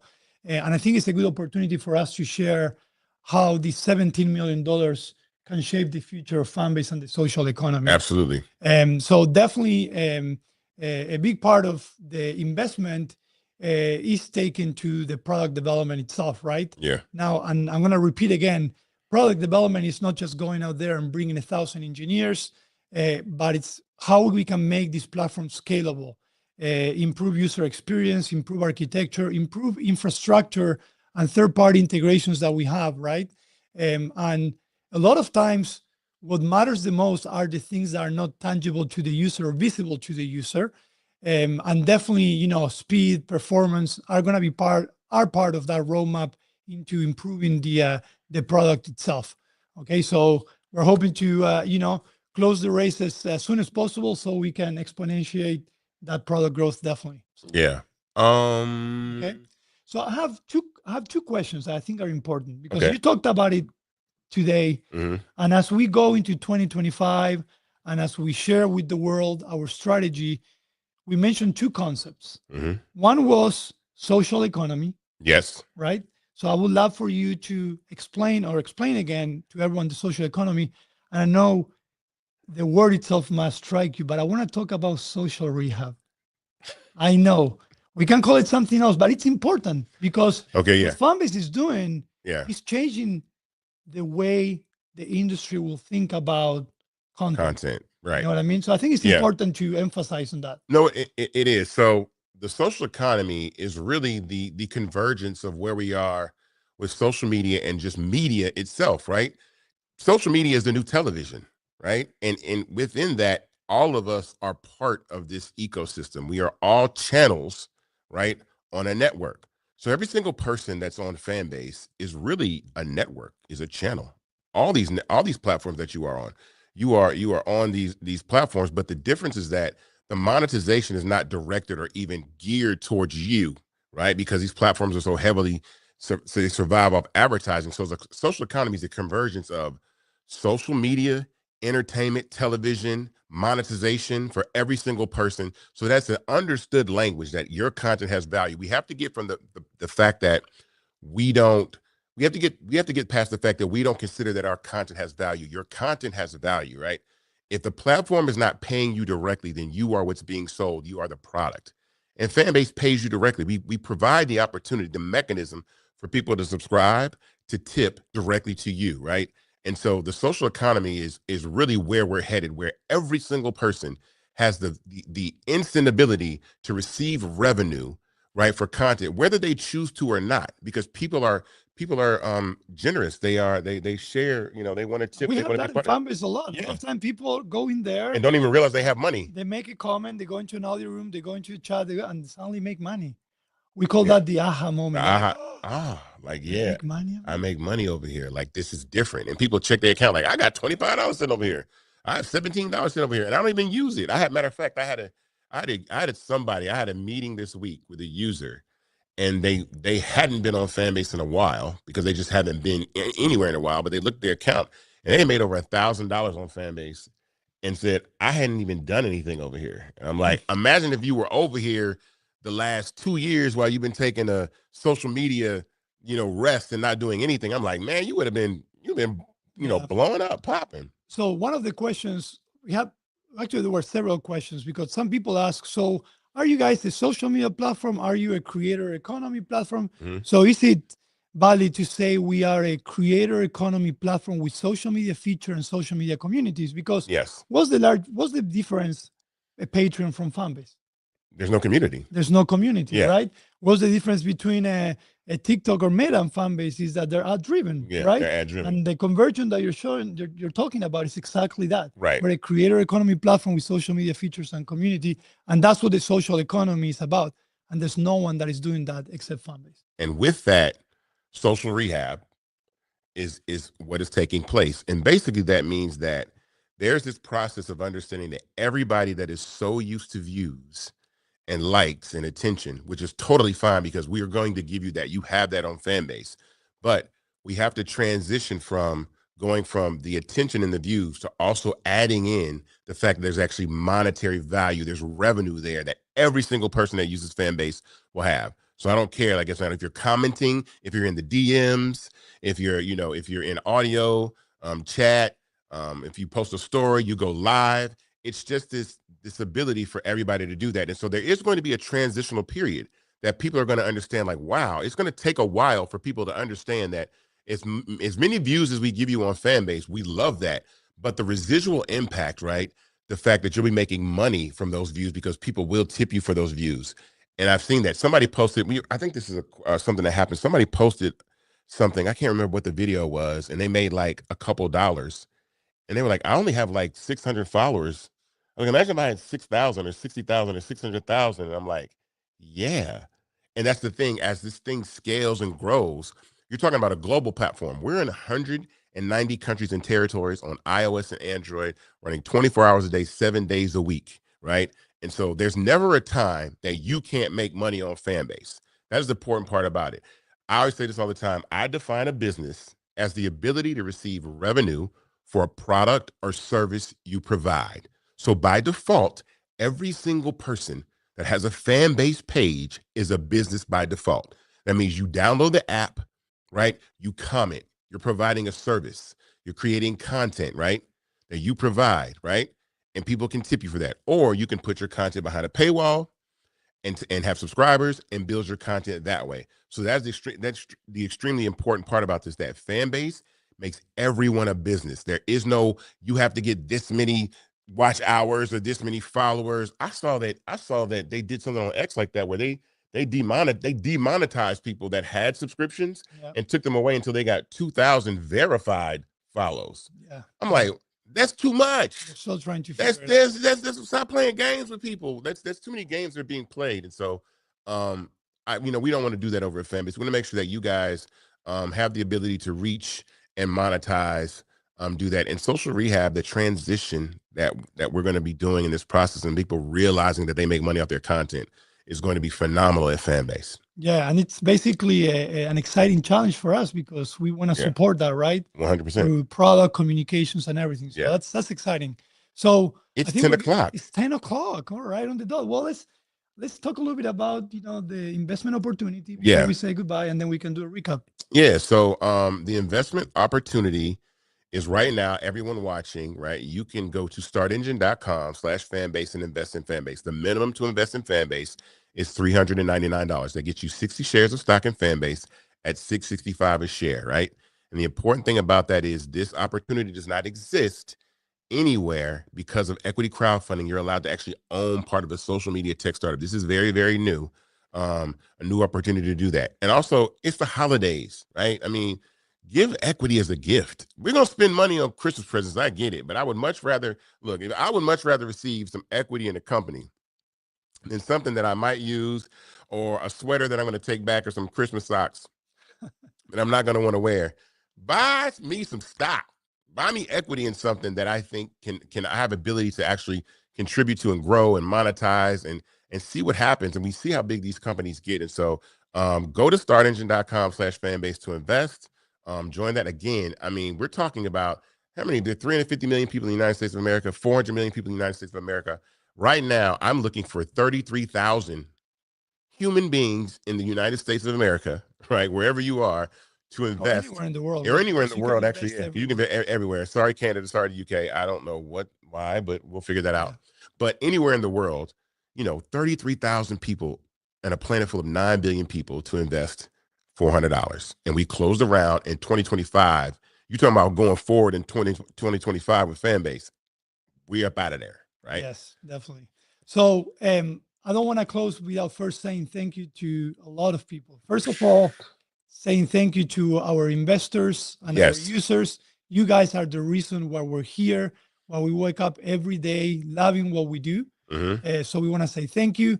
Also, our team. A lot of times you see Isaac, you see me talking, but there's a lot of people behind us. There were people moderating, there were people developing, preparing for today, our product, marketing team, operations, finance, our advisors as well. I just want to say thank you because throughout this journey, you guys have allowed us to be here and get to this point. So let's name. So I'm gonna name some names and you name some names. I'm gonna name some names first. We're in trouble. We got a lot of people. I know, but I mean, we're gonna name some names. First of all, shout out to Andy. Right, Andy is our producer editor who's actually directed this entire thing. So the reason why this looks so good is because of Andy. Shout out to Andy, why it's vivid and visual and the graphics and all that kind of stuff and look amazing. Shout out to Andy. Shout out to Ebony, my right hand in administrative things for myself and the company that really organized on the back end, all of our partners, all of our streaming partners, everything that we do. I want to shout out Noah Washington, who is in marketing, but really helps piece together the run of show, the structure of what we're all doing, works with our fan ambassadors, as we call it, Fanbase, our ambassadors that represent Fanbase, fan ambassadors. I want to shout out Maddie, who is our social media specialist, who's running things on the social media side. So all our social posts, everything you see us doing. And then I got to shout out some of my favorites on the dev side. I want to shout out Santi. So I got to shout out. Trouble. I got to shout out. I got to shout out. Listen, I got to shout out Santi because Santi makes. He helped a lot. He helps a lot. Like him and Miku, like they're incredible. But I'll let you name, some other people. But Fanbase is a large team, and so we're significant. Oh, Sewell. Shout out to Sewell. Yes. Sewell keeps us in business. Sewell makes sure we don't spend all the money. Like Sewell makes sure that the money is like money in, right? So we're not doing crazy things like, going to Coachella and blowing money or something like that. So, Definitely.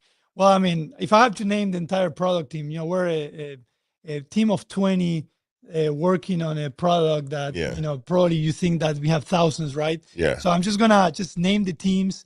Thank you to the product team that helps us refine every single thing, and they have patience on us as we change directions once in a while. Yep. Our UX UI team, and you mentioned a few of them. our development team, the API backend, Android, iOS, our QA team, our tech support team. I was talking today how the tech support team absorbs everything that is happening in Fanbase and they deal with everything. So I want to say thank you to them. And I did mention also our advisors and our team on the marketing team, Andrew, JV, you mentioned Bill, so Kika as well. Kika, who works with our HBCU students, our Propel partnership. So Kika, definitely. We got a lot of cool things coming with Propel and HBCUs in 2025. I got a really good plan to really get Fanbase on college campuses in 2025. So we'll be doing that. So with that said, we thank you so much. Again, the opportunity to invest and be part of Fanbase doesn't finish right now. Yeah. You can continue, let everyone else know about Fanbase and the investment opportunity. And we definitely are super excited about 2025 and beyond. Yeah, man. For that, I want to say thank you. Thank you to you. This guy right here, man, this has been an amazing journey. We've been at this for quite a while, but it's really the dream and the passion of ours to continue to build this company. And so from me to you and everybody at Fanbase, we want to wish you happy holidays and a happy and safe new year. And we will see you guys in 2025 as we continue to move Fanbase forward. All right. Thank you. Good night, everybody. See you later. Bravery is not the absence of fear, but the ability to overcome it. We stand for those who defy suppression, who speak out, and those who walk the road less traveled. Everyone deserves to be seen and their voices be heard. We're sparking a movement, growing a community of creators united by the desire for freedom, choice, equity, and ownership. At Fanbase, it's all for one and one for all. We support each other to guide, promote, and uplift you in a place where you can unapologetically be yourself. A place where your voice, ideas, and creativity are not just welcomed, but celebrated. We are Black founded, minority funded, and supported by a diverse, inclusive, powerful community that believes in the strength of authenticity and individual choice. Regardless of success or background, we welcome you. The marginalized, the underappreciated, the successful, the superstar. We're for all who seek a space to express themselves freely, where they are rewarded for being their authentic, true self. We transcend labels because only we have the right to define ourselves. We are built for the brave, the culture, the creators, and for the future where everyone has the power to shape their own destiny, where all are empowered, voices are amplified, and freedom is embraced. For the first time, you have a chance to own the platform you helped make popular. It's a revolution, a movement in how we connect, create, and share. Everyone is a creator, and everyone has a fan base. Here, you can be you without limits.